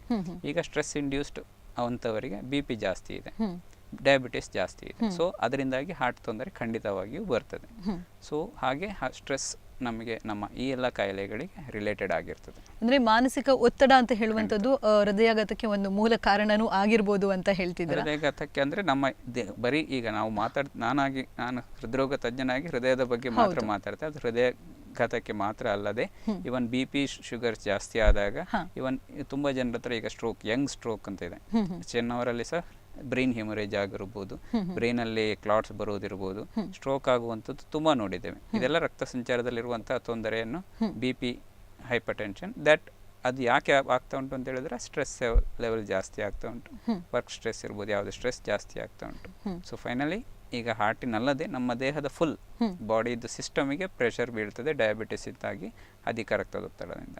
ಅದರಿಂದ ಹೃದಯಾಘಾತವೂ ಆಗ್ತದೆ, ಬ್ರೈನಲ್ಲಿ ಬ್ರೈನ್ ಸ್ಟ್ರೋಕು, ಬ್ರೈನ್ ಹೆಮರೇಜು ಆಗ್ತದೆ. ಬಿ ಪಿ ಜಾಸ್ತಿ ಆಗೋದ್ರಿಂದ ಬಾಡಿ ಎಲ್ಲೆಲ್ಲಿ ರಕ್ತನಾಳಗಳಿದ್ದಾವೆ ಅವುಗಳಿಗೆಲ್ಲರಿಗೂ ತೊಂದರೆ ಆಗ್ತದೆ. ಇವನ್ ನಾನು ಆವಾಗ ಹೇಳಿದೆ ಅಯೋಟಿಕ್ ಡಿಸೆಕ್ಷನ್ ಅಂತ. ಸಡನ್ ಆಗಿ ಬಿ ಪಿ ಜಾಸ್ತಿ ಆದಾಗ ನಮ್ಮ ಪ್ರಧಾನ ರಕ್ತನಾಳ ಒಡೆದು ಹೋಗ್ತದೆ, ಸಡನ್ ಆಗಿ ಜೀವಕ್ಕೆ ತೊಂದರೆ ಬರ್ತದೆ. ಸೊ ಅದೆಲ್ಲ ಒಂದಕ್ಕೊಂದು ಕಾರಣಗಳಿರ್ತದೆ, ಒಂದಕ್ಕೊಂದು. ಹಾಗಾದ್ರೆ ಮಾನಸಿಕ ಒತ್ತಡ ಅಂತ ಹೇಳುವುದು ನಮ್ಮ ಇಡೀ ಆರೋಗ್ಯದ ಮೇಲೆ ಆರೋಗ್ಯವನ್ನು ಏರುಪೇರು ಮಾಡುವಲ್ಲೂ ಕೂಡ ಪಾತ್ರವನ್ನು ವಹಿಸುತ್ತದೆ. ಜಾಸ್ತಿ ಆದಾಗ ನಿದ್ರೆ ಕಮ್ಮಿ ಆಗ್ತದೆ. ಓಕೆ, ಒಂದ್ಸಲ ನಿದ್ದೆ ಕಮ್ಮಿ ಆದಾಗ ಎಲ್ಲ ಸೈಕಲ್ಸ್ ಎಲ್ಲ ನಮ್ಮ ಸಮತೋಲನ ಹಾಳಾಗ್ತದೆ. ಹೌದು, ಯಾವುದು ಪ್ರಾಬ್ಲಮ್ ಮಾಡ್ತದೆ. ಈಗ ನಿದ್ದೆ ಕಡಿಮೆ ಆದಾಗ, ನಿದ್ರೆ ಕಡಿಮೆ ಆದ್ರಿಂದ ಸಹ ಬಿ ಪಿ ಜಾಸ್ತಿ ಆಗ್ತದೆ. ನೀವು ಈಗ ಒಂದು ಹಿಂದಿನ ದಿನ ನೀವು ನಿದ್ದೆ ಮಾಡಿಲ್ಲ, ನಿದ್ದೆ ಆಗಿಲ್ಲ, ನೆಕ್ಸ್ಟ್ ದಿನ ಹೋಗಿ ಬಿ ಪಿ ಚೆಕ್ ಮಾಡಿ, ಖಂಡಿತವಾಗಿ ಅಂಥವರ ಬಿ ಪಿ ಜಾಸ್ತಿ ಇರ್ತದೆ, ಹಾರ್ಟ್ ರೇಟ್ ಜಾಸ್ತಿ ಇರ್ತದೆ. ಸೊ ನಿದ್ರೆಯಿಂದ ತೊಂದರೆ ಸಹ ಬರ್ತದೆ. ಸೊ ಎಲ್ಲ ಒಂದಕ್ಕೊಂದು ಅದು ರಿಲೇಟೆಡ್, ಕನೆಕ್ಟೆಡ್ ಆಗಿದೆ. ಓಕೆ ಡಾಕ್ಟರ್, ಹಾಗೆ ನಾವೀಗ ಇತ್ತೀಚಿನ ದಿನಗಳಲ್ಲಿ ನೋಡ್ಬೋದು 30 ವರ್ಷದ ಒಳಗಿನವರೇ ಹೆಚ್ಚಿನದಾಗಿ ಜೀವವನ್ನು ಕಳ್ಕೊಳ್ತಾ ಇದ್ದಾರೆ. ಅದು ಕೂಡ ಸಡನ್ ಡೆತ್ ಆಗ್ತಾ ಇದೆ. ಇದಕ್ಕೇನು ಕಾರಣ ಇರ್ಬೋದು ಅಂತ ಹೇಳ್ಬೋದಾ? ನೋಡಿ, ನಾನು ಆಲ್ರೆಡಿ ಈಗ ಹೇಳಿದ್ದೆಲ್ಲ, ಅದು ಕಂಡಕ್ಷನ್ ಸಿಸ್ಟಮ್ ಇಂದ ಅದರಿಂದ ಸಹ ಕೆಲವು ಕಾಯಿಲೆಗಳಿದ್ದಾವೆ. ಹೃದಯದ ಮಜಲಲ್ಲಿ ತೊಂದರೆಗಳಾಗಿದ್ದು ಅದು ಹೈಪೋಟ್ರೋಫಿಕ್ ಕಾರ್ಡಿಯೋಮಯೋಪತಿ ಅದು ಇದ್ದಾವೆ. ಅರಿದ್ಮಿಯಾ ಇದೆ, ಅದು ಸಹ ಪ್ರಾಬ್ಲಮ್ಸ್ ಮಾಡ್ತದೆ. ಅದ್ರ ಜೊತೆ ನಾನು ಅದಕ್ಕೆ ಸಡನ್ ಆಗಿ ಬಿ ಪಿ ಶೂಟಪ್ ಆದಾಗ ಅಯೋಟಿಕ್ ಡಿಸೆಕ್ಷನ್ ಅಂಥದ್ದು ಅದು ಸಹ ಪ್ರಾಬ್ಲಮ್ಸ್ ಬರ್ಬೋದು. ಅದಲ್ಲದೆ ಪಲ್ಮನರಿ ಎಂಬೋಲಿಸಮ್ ಅಂತಾರೆ, ನಮ್ಮ ಹಾರ್ಟಿಂದ ಲಂಗ್ಸಿಗೆ ಹೋಗುವ ಪ್ರಧಾನ ರಕ್ತನಾಳ ಇರ್ತದೆ, ಅಲ್ಲಿ ಸಹ ಕ್ಲಾಟ್ ಸಡನ್ ಆಗಿ ಬರೋದ್ರಿಂದ ಅದರಿಂದ ಸಹ ತೊಂದರೆ ಆದಾಗ ಸಹ ಸಡನ್ ಆಗಿ ಡೆತ್ ಬರಲಿಕ್ಕೆ ಚಾನ್ಸಸ್ ಇದೆ. ಕೆಲವು ಜನರಲ್ಲಿ 30 ಕೆಲವರಲ್ಲಿ ಬಿ ಪಿ ಶುಗರ್ ಮೊದಲೇ ಕಂಡವರಂಥವ್ರ ಹತ್ರ ಸ್ಮೋಕಿಂಗ್ ಜಾಸ್ತಿ, ಕೆಲವರು ಸಣ್ಣ ಪ್ರಾಯಕ್ಕೆ ಸ್ಮೋಕಿಂಗ್ ಸ್ಟಾರ್ಟ್ ಮಾಡಿರ್ತದೆ, ಅಂಥವರಿಗೆ ಈ ಹೃದಯಾಘಾತ ಸಹ ಆಗುವಂಥದ್ದು. ಹೃದಯ ರಕ್ತನಾಳದಲ್ಲಿ ಬ್ಲಾಕ್ ಬರಲಿಕ್ಕೂ ಸಹ ಚಾನ್ಸಸ್ ಇದೆ, ಅದರಿಂದ ಸಹ ಹೃದಯಾಘಾತ ಬರಲಿಕ್ಕೆ ಚಾನ್ಸಸ್ ಇದೆ. ತುಂಬ ಜನರಿಗೆ 20 ರಿಂದ 30 ವರ್ಷದವರು ಹೃದಯಾಘಾತ ಅಂದರೆ ಹಾರ್ಟ್ಲಿ ಬ್ಲಾಕ್ ಆದವರನ್ನು ನಾವು ನೋಡಿದ್ದೇವೆ. ಡಾಕ್ಟರ್, ಹೃದಯಾಘಾತದ ಬಗ್ಗೆ ಮತ್ತಷ್ಟು ಮಾಹಿತಿಯನ್ನು ನಮ್ಮ ಮುಂದಿನ ಭಾಗದಲ್ಲಿ ಮಾತನಾಡೋಣ. ವೀಕ್ಷಕರೇ, ವೈದ್ಯಲೋಕ ಕಾರ್ಯಕ್ರಮದಲ್ಲಿ ಈಗೊಂದು ಪುಟ್ಟ ವಿರಾಮದ ನಂತರ ಕಾರ್ಯಕ್ರಮ ಮುಂದುವರಿಯುತ್ತದೆ.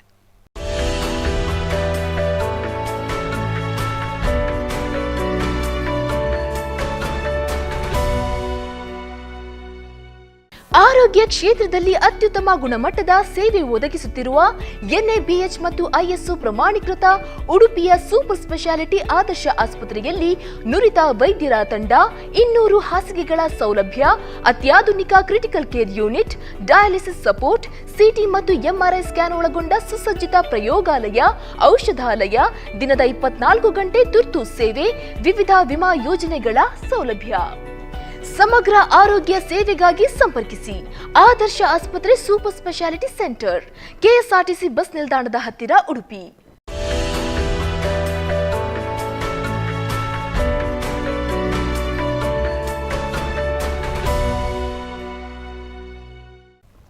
ವೀಕ್ಷಕರೇ, ವಿರಾಮದ ಬಳಿಕ ಮತ್ತೆ ವೈದ್ಯಲೋಕ ಕಾರ್ಯಕ್ರಮಕ್ಕೆ ಆತ್ಮೀಯವಾದ ಸ್ವಾಗತ. ನಮ್ಮೊಂದಿಗಿದ್ದಾರೆ ಡಾಕ್ಟರ್ ವಿಶ್ವಕುಮಾರ್ ಇವರು. ಡಾಕ್ಟರ್, ನೀವು ಇವಾಗಲೇ ನಮಗೆ ಹೃದಯದ ಬಗ್ಗೆ ಬಹಳಷ್ಟು ಒಂದು ಮಾಹಿತಿಯನ್ನು ಕೊಡ್ತಾ ಇದ್ರಿ. ಹಾಗೆ ಈಗಿನ ಒಂದು ದಿನದಲ್ಲಿ ನೋಡಬೇಕು ಅಂತ ಹೇಳಿದರೆ, ಹೃದಯಾಘಾತ ಬಂದರೆ ನಾವು ಏನು ಮಾಡಬೇಕು ಅಂತ ಹೇಳುವ ಅಂದಾಜೆ ನಮಗಿರುವುದಿಲ್ಲ. ಪ್ರಥಮ ಚಿಕಿತ್ಸೆಯಾಗಿ ನಾವು ಹೃದಯಾಘಾತ ಆದ ವ್ಯಕ್ತಿಗೆ ಏನು ಮಾಡ್ಬೋದು ಅಂತ ನೀವು ಹೇಳ್ತೀರಾ? ಈಗ ಹೃದಯಾಘಾತ ಆಗಿದ್ದನ್ನು ಅಂದರೆ ಅವರಿಗೆ ಎದೆನೋವು ಬರ್ತಾ ಉಂಟಾ ಅಲ್ಲ ಹೃದಯ ಸ್ತಂಭನ ಆಗಿದೆ ಅಂತ 2 ವಿಧಾನಗಳನ್ನು ಹೇಳಲಿಕ್ಕೆ ಇಷ್ಟಪಡ್ತೇನೆ. ಈಗ ನಾನು ಪ್ರಥಮವಾಗಿ ಎದೆನೋವು ಬಂದವರು ಏನು ಮಾಡಬೇಕು ಅಂತ. ಎದೆನೋವು ಬಂದವರು ಅವರಿಗೆ ಇಮಿಡಿಯೇಟ್ ಆಗಿ ಏನು ECG ಎಲ್ಲಿ ಸೌಲಭ್ಯ ಇದೆಯಾ, ಈಗ ಅವರು ಬೇರೆನು ಅವರಿಗೆ ತಲೆ ಸುತ್ತು ಆ ಥರ ಏನು ಇಲ್ಲ ಅಂತ ಹೇಳಿದರೆ ಅಂಥವರು ಇಮಿಡಿಯೇಟ್ ಆಗಿ ಹತ್ತಿರದ ಎಲ್ಲಿ ECG ಅವೈಲೇಬಲ್, ಈಗ ಹೆಚ್ಚಿನ ಕಡೆಗಳಲ್ಲಿ ಒಂದು ಪ್ರಾಥಮಿಕ ಆರೋಗ್ಯ ಕೇಂದ್ರಗಳಲ್ಲೂ ಸಹ ECGದ್ದು ಅವೈಲೇಬಿಲಿಟಿ ಇದೆ, ಅಂಥವರು ಇಮಿಡಿಯೇಟ್ ಆಗಿ ಅಲ್ಲಿ ಹೋಗಿ ಎದೆನೋವು ಇದ್ದವರಿಗೆ ಹೇಳ್ತಾ ಇರೋದು, ಅವರು ಇಮಿಡಿಯೇಟ್ ಆಗಿ ECG ಮಾಡಿ ಅದರಲ್ಲಿ ಏನು ತೊಂದರೆ ಇದೆಯಾ ಅಂತ. ECGಯಲ್ಲಿ ನಮಗೆ ಏನಾಗ್ತದೆ, ಹಾರ್ಟ್ ಅಟ್ಯಾಕಲ್ಲಿ ಕೆಲವು ಟೈಪ್ಗಳಿದ್ದಾವೆ. ಸೊ ಏನು ರಕ್ತನಾಳದ ಪರ್ಸೆಂಟೇಜ್ ಆಫ್ ಬ್ಲಾಕಿನ ಬಗ್ಗೆ, ಅಕ್ಯೂಟ್ ತೀವ್ರತೆಯ ಬಗ್ಗೆ ಅದರಲ್ಲಿ ECGಯಲ್ಲಿ ಗೊತ್ತಾಗ್ತದೆ. ಸೊ ಪ್ರಾಥಮಿಕ ಇನಿಷಿಯಲ್ ಟೈಮಲ್ಲಿ ಕೆಲವೊಮ್ಮೆ ECG ನಾರ್ಮಲ್ ಬರಲಿಕ್ಕೆ ಚಾನ್ಸಸ್ ಇದೆ. ಅವಂಥವರನ್ನು ಹೃದಯ ಎದೆ ನೋವಿನ ಲಕ್ಷಣಗಳು ನಾನು ಆಲ್ರೆಡಿ ಹೇಳಿದ ಟೈಪಲ್ಲಿ ಅದೇ ಥರದ ಲಕ್ಷಣಗಳಿದ್ದಾವಾಗ ಅವರಿಗೆ ಖಂಡಿತವಾಗಿ ಅದು ಹಾರ್ಟಿದ್ದು ಸಂಬಂಧ ಪ್ರಾಬ್ಲಮ್ಸ್ ಇರ್ತದೆ. ಪ್ರಾಥಮಿಕ ಚಿಕಿತ್ಸೆ ಅಲ್ಲಿ ಅವರು ಕೆಲವು ಮೆಡಿಸಿನ್ಸ್ ಹಾಗೇನಾದರೂ ಕನ್ಫರ್ಮ್ ಆದರೆ ಅದಕ್ಕೆ ಪ್ರಾಥಮಿಕವಾಗಿ ಏನು ಕೊಡುವಂತಹ ಲೋಡಿಂಗ್ ಡೋಸ್ ಏನು ಬ್ಲಡ್ ಥಿನ್ನರ್ಸ್ ಇದ್ದಾವೆ ಅದನ್ನು ಕೊಟ್ಟು ಅವರು ಇಮಿಡಿಯೇಟ್ ಆಗಿ ಯಾವ ಆಸ್ಪತ್ರೆಯಲ್ಲಿ ಹೃದ್ರೋಗ ತಜ್ಞರು ಇರುವಂತಹ ಆಸ್ಪತ್ರೆಗೆ ರವಾನೆ ಮಾಡಲಿಕ್ಕೆ ಅವರು ಸಹಾಯ ಮಾಡ್ತಾರೆ. ಸೊ ಅದಕ್ಕೆ ಏನು ಚಿಕಿತ್ಸೆ ಬೇಕಾಗಿದ್ದು ಅಂತ ಹೇಳಿದ್ರೆ, ರಕ್ತ ಇವಾಗ ಸಡನ್ ಆಗಿ ಎದೆ ನೋವು ಬಂದಿದೆ ಅಂದರೆ ರಕ್ತ ಕ್ಲಾಟ್ ಆಗಿದೆ ಅಂತ. ಸೊ ಅದಕ್ಕೆ ಕ್ಲಾಟನ್ನು ತೆಗೆಯುವಂತಹ ವಿಧಾನಗಳು ಬೇಕಾಗಿರುವಂಥದ್ದು. ಈಗ ಎಲ್ಲಿ ಕ್ಯಾತ್ ಲ್ಯಾಬ್ ಅಂತ, ಅಂದರೆ ಹೃದ್ರೋಗ ತಜ್ಞರು ಇರುವಂಥ ಕ್ಯಾತ್ ಲ್ಯಾಬ್, ಅದನ್ನು ಬ್ಲಾಕ್ ತೆಗೆಯುವಂಥದ್ದು, ಬ್ಲಾಕ್ ಇದೆಯಾ ಅಂತ ಫಸ್ಟ್ ನೋಡ್ಕೊಳ್ಬೇಕಾಗತ್ತೆ. ಆ ಬ್ಲಾಕ್ ತೆಗಿಲಿಕ್ಕೆ ಇರುವಂಥ ಟ್ರೀಟ್ಮೆಂಟ್, ಕೆಲವು ಮೆಡಿಸಿನ್ಸ್ ಇದ್ದಾವೆ, ಕೆಲವೊಮ್ಮೆ ಸ್ಟೆಂಟ್ ಅಳವಡಿಸಬೇಕಾಗ್ತದೆ. ಅದು ನಾವು ಆಂಜಿಯೋಗ್ರಾಮ್ ಅಂತ ಒಂದು ಟೆಸ್ಟ್ ಮಾಡಿಕೊಂಡು, ಅದಕ್ಕೆ ಕ್ಯಾತ್ ಲ್ಯಾಬಿನ ಅವಶ್ಯಕತೆ ಇದೆ. ಆಂಜಿಯೋಗ್ರಾಮ್ ಅಂತ ಒಂದು ಟೆಸ್ಟ್ ಮಾಡಿಕೊಂಡು ಎಲ್ಲಿ ಎಷ್ಟು ಪರ್ಸೆಂಟೇಜ್ ಬ್ಲಾಕ್ ಇದೆ, ಯಾವ ರಕ್ತನಾಳದಲ್ಲಿ ಬ್ಲಾಕ್ ಇದೆ ಅದನ್ನು ನೋಡಿಕೊಂಡು ಆವಾಗ ಸ್ಟೆಂಟ್ ಅಳವಡಿಸಿಕೊಂಡು ಅದರ ಬ್ಲಾಕನ್ನು ತೆಗೆದಾಗ ಅದರಲ್ಲಿರುವ ರಕ್ತ ಸಂಚಾರ ಪುನಃ ಬಂದಾಗ ಅವರಿಗೆ ಹಾರ್ಟಿದ್ದು ಎದೆ ನೋವೆಲ್ಲ ಕಡಿಮೆ ಹಾಕ್ಕೊಂಡು ಜೀವದ ಅಪಾಯವನ್ನು ತಪ್ಪಿಸಬಹುದು. ಸೊ ಏನಾಗ್ತದೆ ಅಂತ ಹೇಳಿದರೆ, ಈ ಸ್ಟೆಂಟ್ ಅಳವಡಿಸಿದ ಟೈಮಿಂಗ್ ಎಲ್ಲದಕ್ಕೂ ಈಗ ಹಾರ್ಟಿನ ಟೈಮಿಂಗ್ ಗೋಲ್ಡನ್ ಅವರ್ಸ್ ಅಂತ ಏನು ಹೇಳುತ್ತೇವೆ, ಒಂದು 30 ಮಿನಿಟ್ಸ್ ಒಳಗಡೆ ಈ ಚಿಕಿತ್ಸೆಯನ್ನು ಪಡೆಯುವಲ್ಲಿ ಸಫಲರಾಗುವುದು ಉತ್ತಮ. 30 ಮಿನಿಟ್ಸಿಂದ ಇಷ್ಟು ಬೇಗ ಇವನ್ 3 ಅವರ್ಸ್ ಒಳಗಡೆ ಮಾಡಿದಾಗ ಬಹುತೇಕ ಹಾರ್ಟಿಗೆ ಆಗುವ ಡ್ಯಾಮೇಜನ್ನು ತಪ್ಪಿಸಬಹುದು. ನಾವು ಏನು ಹೇಳ್ತೇವೆ, 24 ಗಂಟೆ ಒಳಗೆ ಆದಷ್ಟು ಬೇಗ ಚಿಕಿತ್ಸೆ ಸಿಗುವುದು ಉತ್ತಮ. ಇಲ್ಲ ನಾನು ನಾಳೆ ಬರ್ತೇನೆ, ನಾಳೆ ನೋಡುವ ಅಂತ ಕಾದಲ್ಲಿ ಹೃದಯದ ಸ್ನಾಯುಗಳಿಗೆ ಆಲ್ರೆಡಿ ಈಗ ಏನಾಗ್ತದೆ, ಹೃದಯದ ರಕ್ತ ಸಂಚಾರ ಬ್ಲಾಕ್ ಆದಾಗ ಆ ಒಂದು ಭಾಗದ ಹೃದಯಕ್ಕೆ ರಕ್ತ ಸಂಚಾರ ಹೋಗ್ತಾ ಇರೋದಿಲ್ಲ. ಆ ಭಾಗದ ಸ್ನಾಯುಗಳು, ಮಸಲ್ಗಳು ಡ್ಯಾಮೇಜ್ ಆಗಿ ಅಲ್ಲಿರುವ ಸೆಲ್ಸ್ಗಳು ಕೆಲಸ ಮಾಡೋದು ನಿಲ್ಲಿಸಿದ ಮೇಲೆ ಆಮೇಲೆ ಅದಕ್ಕೆ ಚಿಕಿತ್ಸೆ ತಗೊಂಡು ಏನೂ ಪ್ರಯೋಜನ ಆಗೋದಿಲ್ಲ. ಏನು ನಮ್ಮ ತುಂಬ ಟೈಮಲ್ಲಿ ಏನು ನಮ್ಮ ಪೇಷಂಟ್ಸ್ ಅಲ್ಲಿ ಮಾತಾಡ್ತೇವೆ, ಅವರಿಗೆ ಆವಾಗ ತೀವ್ರತೆ ಅಷ್ಟು ಗೊತ್ತಾಗಿರೋದಿಲ್ಲ. ಕೆಲವರಿಗೆ ಕೆಲವು ಜಾಸ್ತಿ ನೋವು ಬಂದಿರಬಹುದು, ಕೆಲವರಿಗೆ ಕಡಿಮೆ ಬರ್ಬೋದು. ಸೊ ಆವಾಗ ಇಲ್ಲ ನಾನು ನಾಳೆ ಬರ್ತೇನೆ ಅಂತ ಹೇಳುವಂಥವ್ರು ತುಂಬ ಜನ ಇದ್ದಾರೆ. ಸೊ ಅಂಥವರಿಗೆ ಒಂದು ಹೇಳಲಿಕ್ಕೆ ಇಷ್ಟಪಡ್ತೇನೆ, ಹಾರ್ಟಿಗೆ ನೀವು ಏನು ಟ್ರೀಟ್ಮೆಂಟ್ ಮಾಡ್ತೀರಾ ಅದನ್ನು ಆದಷ್ಟು ಬೇಗನೆ ಮಾಡಬೇಕು. ನೀವು ಎಷ್ಟು ಬೇಗ ಮಾಡಿದ್ದೀರಿ, ಇವನ್ 3 ಅವರ್ಸ್ ಒಳಗಡೆ ಮಾಡಲಿಕ್ಕೆ ಪ್ರಯತ್ನ ಪಡಬೇಕು. ಆವಾಗ ಹಾರ್ಟಿಗೆ ಏನು ಡ್ಯಾಮೇಜ್ ಇಲ್ಲದೆ, ಯಾವುದೇ ಹಾರ್ಟಿನ ಡ್ಯಾಮೇಜ್ ಇಲ್ಲದೆ ಹೃದಯದ ಸ್ನಾಯುಗಳಿಗೆ ಅವರಿಗೆ ಬ್ಲಡ್ ಸರ್ಕ್ಯುಲೇಷನ್ ಸ್ಟಾರ್ಟ್ ಆದಾಗ ಪುನಃ ನಾರ್ಮಲ್ ಪರಿಸ್ಥಿತಿಗೆ ಬರಲಿಕ್ಕೆ ಚಾನ್ಸಸ್ ಇದೆ. ಅದು ನಾವು ಡಿಲೇ ಮಾಡಿದಾಗ, ಆ ಹಾರ್ಟಿಗೆ ಡ್ಯಾಮೇಜ್ ಆದಾಗ ಒಂದು ಸೈಡ್ನ ಹಾರ್ಟ್ ಕೆಲಸ ಮಾಡೋದು ಕಮ್ಮಿ ಆಗ್ತದೆ, ಹಾರ್ಟಿದ ಪಂಪಿಂಗ್ ಕಡಿಮೆ ಆಗ್ತದೆ. ಆವಾಗ ಅವರಿಗೆ ಮುಂದೆ ಎದೆ ನೋವು ಕಡಿಮೆ ಆಗ್ಬೋದು, ಆದರೆ ಅವರಿಗೆ ಮುಂದೆ ನಡೆಯುವಾಗ ಉಸಿರಾಟ ತೊಂದರೆ ಇರ್ಬೋದು, ಏರು ಹತ್ತುವಾಗ ಉಸಿರಾಟ ತೊಂದರೆ ಎಲ್ಲ ಬರಲಿಕ್ಕೆ ಚಾನ್ಸಸ್ ಇದೆ. ಅದಕ್ಕೋಸ್ಕರ ಹೃದಯಾಘಾತ ಆದಾಗ ಎಷ್ಟು ಬೇಗ ನಿಮಗೆ ಟ್ರೀಟ್ಮೆಂಟ್ ಸಿಕ್ಕಿದೋ ಅಷ್ಟು ಅದರ ಪ್ರಯೋಜನ ಜಾಸ್ತಿ. ನಾಳೆ ಮಾಡ್ತೇನೆ ಅಂತೇಳಿ ಬಿಟ್ಟವರಿಗೆ ಮುಂದೆ ತೊಂದರೆಗಳು ಅದು ಕಂಟಿನ್ಯೂ ಆಗ್ತಾ ಇರ್ತದೆ. ಸೊ ವಿದಿನ್ 12 to 24 ಅವರ್ಸ್ ಅಲ್ಲಿ 24 ಗಂಟೆ ಒಳಗಡೆ ಆದಷ್ಟು 30 ಗೋಲ್ಡನ್ ಅವರ್ಸ್ ಅಂದರೆ 30 ಮಿನಿಟ್ಸ್ ಅಲ್ಲಿ ಆದಷ್ಟು ರೀಚ್ ಆದರೆ ಆಲ್ಮೋಸ್ಟ್ ಏನೇ ತೊಂದರೆ ಇಲ್ಲದೆ ಅದಕ್ಕೆ ರಕ್ತ ಸಂಚಾರ ಬಂದಲ್ಲಿ ಅವರ ಜೀವಕ್ಕೆ ಅಪಾಯಗಳು ಕಡಿಮೆ ಇರ್ತದೆ. ಸೊ ಈಗ ಇದು ಎದೆ ನೋವು ಬಂದದ್ರ ಬಗ್ಗೆ. ಇನ್ನೊಂದು ಏನಂತ ಹೇಳಿದ್ರೆ, ನಮಗೀಗ ಹೃದಯ ಸ್ತಂಭನ ಏನು ಸಡನ್ ಆಗಿ ಏನೋ ಕುಸಿದು ಬಿದ್ದು ಆ ಥರ ಅವರಿಗೆ BP ಲೋ ಆಗಿದ್ದು ಏನಾಗ್ತದೆ ಅಂದರೆ, ಹಾರ್ಟ್ ಕೆಲಸ ಮಾಡೋದು ಕಮ್ಮಿ ಆದಾಗ BP ಲೋ ಆಗಿ ಅವರಿಗೆ ಪ್ರಜ್ಞೆ ಹೋಗುವಂಥ ಪರಿಸ್ಥಿತಿ ಬರ್ತದೆ. ನಾರ್ಮಲ್ ಆಗಿ ಏನಾಗ್ತದೆ ಅಂತ ನಾನು ಆವಾಗಲೇ ಹೇಳಿದೆ, ಅರಿದ್ಮಿಯಾ ಅಂತ. ಏನೀಗ ಒಂದು ಬ್ಲಡ್ ಸರ್ಕ್ಯುಲೇಷನ್ ಕಡಿಮೆ ಆದಾಗ ಸಹ ಹಾರ್ಟಿಗೆ ಪಂಪಿಂಗ್ ಮಾಡೋದು ಕಡಿಮೆ ಆಗ್ತದೆ. ಆವಾಗ ಈಗ ಏನಂತ ಹೇಳಿದ್ರೆ CPR ಅಂತ ಹೇಳ್ತೇವೆ. ಏನು ಅವರನ್ನು ಎಲ್ಲಿ ಕುಸಿದು ಬಿದ್ದವರನ್ನು ನೆಲದಲ್ಲಿ ಫ್ಲಾಟ್ ಆಗಿ ಮಲಗಿಸಿಕೊಂಡು ಅವರ ಹೃದಯ ಭಾಗದ ಮಧ್ಯಭಾಗಕ್ಕೆ ಪಂಪಿಂಗ್ ಮಾಡೋದಕ್ಕೆ CPR ಅಂತ. ಈಗ ಹೆಚ್ಚಿನವರನ್ನು ನಾವು ಇದರಲ್ಲಿ ಟ್ರೈನಿಂಗ್ ಮಾಡೋದು ಅವಶ್ಯಕತೆ ಇದೆ. ಜನರಲ್ ಪಬ್ಲಿಕಲ್ಲಿ ಇದರ ಅವೇರ್ನೆಸ್ ಜಾಸ್ತಿ ಮಾಡುವ ಅವಶ್ಯಕತೆ ಇದೆ. ಈ CPR ಇಂದಾಗಿ ತುಂಬ ಜನರ ಜೀವವನ್ನು ನಾವು ಬದುಕಿಸಲಿಕ್ಕೆ ಚಾನ್ಸಸ್ ಇದೆ. ಸೊ ಇದರ ಬಗ್ಗೆ ಎಲ್ಲರೂ ಅದರ ಬಗ್ಗೆ ಇವನ್ ಸ್ಕೂಲಿಂದ ಹಿಡಿದು ಎಲ್ಲ ಆಶಾ ಕಾರ್ಯಕರ್ತರಿರ್ಬೋದು, ಪ್ರಾಥಮಿಕ ಯಾರು ಪಬ್ಲಿಕಲ್ಲಿ ಯಾರು ಕಾಂಟ್ಯಾಕ್ಟ್ಸ್ ಇರುತ್ತೆ, ಇವನ್ ಎಲ್ಲ ಆಫೀಸ್ಗಳಲ್ಲಿ ಇದರ ಬಗ್ಗೆ ಮಾಹಿತಿಯನ್ನು ಸ್ಪ್ರೆಡ್ ಮಾಡೋದು ತುಂಬ ಅಗತ್ಯವಿದೆ. ಈ ಹೃದಯಾಘಾತದ ಟೈಮಲ್ಲಿ, ಹೃದಯ ಸ್ತಂಭನದ ಟೈಮ್, ಈ CPR ಅವೇರ್ನೆಸ್ ಪ್ರೋಗ್ರಾಮ್ ತುಂಬ ಕಡೆಯಲ್ಲಿ ಆಗ್ತಾ ಇದೆ. ಅದ್ರ ಬಗ್ಗೆ ತಿಳುವಳಿಕೆ ತಗೊಳ್ಳೋದು ಎಲ್ಲರಿಗೂ ಅಗತ್ಯ ಇದೆ. ಏನು ಮಾಡ್ತಾರೆ ಅಂದರೆ, ಏನಾದರೂ ಯಾರಿಗಾದ್ರೂ ಪ್ರಜ್ಞೆ ತಪ್ಪಿದಾಗ ಎಲ್ಲರೂ ಫಸ್ಟ್ ನೀರು ಕೊಡಲಿಕ್ಕೆ ನೋಡ್ತಾರೆ, ಕಾಲು ಉಜ್ಜಲಿಕ್ಕೆ ನೋಡ್ತಾರೆ. ಇದರಿಂದಾಗಿ ಜಾಸ್ತಿ ಏನು ಯಾವುದು ಇದು ತೊಂದರೆಯನ್ನೇ ಮಾಡ್ತದೆ. ಅವನಿಗೆ ಉಸಿರಾಡಲಿಕ್ಕೆ ಆಗೋದಿಲ್ಲ, ನೀರು ಹೇಗೆ ಕುಡಿಲಿಕ್ಕೆ ಸಾಧ್ಯ ಇದೆ. ಆ ತಪ್ಪನ್ನು ಯಾರು ಮಾಡಬೇಡಿ. ಡೈರೆಕ್ಟಾಗಿ ಅವರೊಂದು ಫ್ಲಾಟ್ ಸರ್ಫೇಸಲ್ಲಿ ಮಲಗಿಸಿ ಎದೆ ಭಾಗಕ್ಕೆ ಪಂಪಿಂಗ್ ಪ್ರೆಷರ್ ಮಾಡೋದ್ರಿಂದ ಹಾರ್ಟ್ ಪಂಪಿಂಗ್ ಮಾಡ್ತದೆ, ಬ್ಲಡ್ ಸರ್ಕ್ಯುಲೇಷನ್ ಕಂಟಿನ್ಯೂ ಆಗ್ತದೆ. ಅದನ್ನು ಕೂಡಲೇ ನಾವು ಆ್ಯಂಬುಲೆನ್ಸ್ಗೆ ಕರೆ ಮಾಡಬೇಕಾಗುತ್ತೆ. ಆ್ಯಂಬುಲೆನ್ಸ್ ಬರುವವರೆಗೂ ಸಹ ಇದನ್ನು CPR ಅನ್ನು ಕಂಟಿನ್ಯೂ ಮಾಡಬೇಕಾಗುತ್ತೆ. ಇವನ್ ಅವರಿಗೆ ಸಡನ್ ಆಗಿ ಪ್ರಜ್ಞೆ ಬಂದರೂ ಅವರನ್ನು ಪುನಃ ಕೂರಿಸಿಕೊಂಡು ಹೋಗಬಾರದು, ಅವರನ್ನು ಮಲಗಿಸಿಕೊಂಡೇ ಹೋಗಬೇಕಾಗುತ್ತೆ. ಮಲಗಿದ ಪರಿಸ್ಥಿತಿ, ಇವನ್ ಕಾಲನ್ನು ಸ್ವಲ್ಪ ಎತ್ತರ ಮಾಡಿದಷ್ಟು ಉತ್ತಮ. ಆ ಪರಿಸ್ಥಿತಿಯಲ್ಲಿ ಅವರನ್ನು ಆ್ಯಂಬುಲೆನ್ಸ್ ಇರ್ಬೋದು, ಇಲ್ಲ ನಿಮಗೆ ಓನ್ ವೆಹಿಕಲಲ್ಲಿ ಇದ್ರೂ ಸಹ ಕಂಟಿನ್ಯೂಸ್ CPR ಮಾಡಿಕೊಂಡು ಹತ್ತಿರದ ಆಸ್ಪತ್ರೆಯವರೆಗೆ ಸಹ ಕಂಟಿನ್ಯೂ ಆಗಿ ಅವರನ್ನು ಟ್ರಾನ್ಸ್ಪೋರ್ಟ್ ಮಾಡುವಂತ ಆದರೆ ತುಂಬ ಜನರ ಜೀವವನ್ನು ನಾವು ಉಳಿಸ್ಲಿಕ್ಕೆ ಉಳಿಸಲಿಕ್ಕೆ ಸಾಧ್ಯತೆ ಇದೆ. ಓಕೆ, ಖಂಡಿತವಾಗಿ ಅವರಿಗೆ ನೀರು ಕೊಡೋದು ಹೋಗಿದ್ರಿಂದ ಅದರಿಂದ ಜೀವ ಉಳಿಯುವುದಿಲ್ಲ, ಕಾಲಿಗೆ ಮಸಾಜ್ ಮಾಡೋದ್ರಿಂದ ಸಹ ಜೀವ ಉಳಿಯುವುದಿಲ್ಲ. CPR ನ ಒಂದು ಅವಶ್ಯಕತೆ ಇರ್ತದೆ. CPR ಇಂದಾಗಿ ಮಾತ್ರ ಜೀವವನ್ನು ಉಳಿಸಬಹುದು. ಹಾಗಾದ್ರೆ ಡಾಕ್ಟರ್, ಮಕ್ಕಳಲ್ಲಿ ಈ ಒಂದು ಸಮಸ್ಯೆ ಕಾಣಿಸಿಕೊಂಡ್ರೆ ಅವರಿಗೆ ಚಿಕಿತ್ಸೆಯ ಕ್ರಮ ಹೇಗಿರ್ತದೆ ಹೇಳ್ಬೋದಾ? ಸೊ ಈಗ ಮಕ್ಕಳಲ್ಲಿ ಕೆಲವರಿಗೆ ಏನಾಗ್ತದೆ ಅಂದರೆ ಕೆಲವರು ಸುಮ್ಮನೆ ಹೀಗೆ ನಿಂತಾಗ ತಲೆ ತಿರುಗಿ ಬೀಳುವವರು ಅಂಥದ್ದೆಲ್ಲ ಕೆಲವು ತೊಂದರೆಗಳಿರ್ತವೆ. ಏನಾಗುತ್ತೆ ಅಂದರೆ ತುಂಬ ಹೊತ್ತು ನಾವು ನಿಂತ್ಕೊಂಡಾಗ ಕಾಲಿಗೆ ಈಗ ಕಾಲಿಂದ ಬ್ಲಡ್ ಸರ್ಕ್ಯುಲೇಷನ್ ಬ್ರೈನ್ವರೆಗೆ ರೀಚ್ ಆಗೋದು ಕೆಲವೊಮ್ಮೆ ಕಮ್ಮಿ ಆಗ್ತದೆ. ಸೊ ಅಂಥವ್ರು ಏನಾಗ್ತದೆ, ತುಂಬ ಯಾರಿಗಾದ್ರೂ ತೊಂದರೆ ಇದೆ ಅವರು ಆವಾಗ ಕಾಲನ್ನು ಮೂವ್ಮೆಂಟ್ ಮಾಡುವಂಥ, ಕಾಲನ್ನು ಮಡಿಸುವಂಥದ್ದೆಲ್ಲ ಅಂತಹ ಒಂದು ಮಾಡಿಕೊಂಡಿದ್ರೆ ಆ ಸರ್ಕ್ಯುಲೇಷನ್ ಮೇಂಟೈನ್ ಆಗ್ತದೆ. ಒಂದು ವೇಳೆ ತಲೆ ತಿರುಗಿ ಹಾಗೆ ಬಿದ್ದರೂ ಸಹ ಅವರು ಸಹ ಇದೇ ಥರದ್ದು ಮಾಡಬೇಕಾಗುತ್ತೆ. ಮಲಗಿಸ್ಬೇಕು ಅವರಿಗೆ. ಫಸ್ಟ್ ಮಲಗಿಸಿದಾಗ ತುಂಬ ಜನರಿಗೆ ಬ್ರೈನಿಗೆ ಮೇನ್ ಆಗಿ ತಲೆ ಸುತ್ತು ಯಾಕೆ ಆಗ್ತದೆ ಅಂದ್ರೆ ಬ್ರೈನಿಗೆ ಬ್ಲಡ್ ಹೋಗುದಿಲ್ಲ.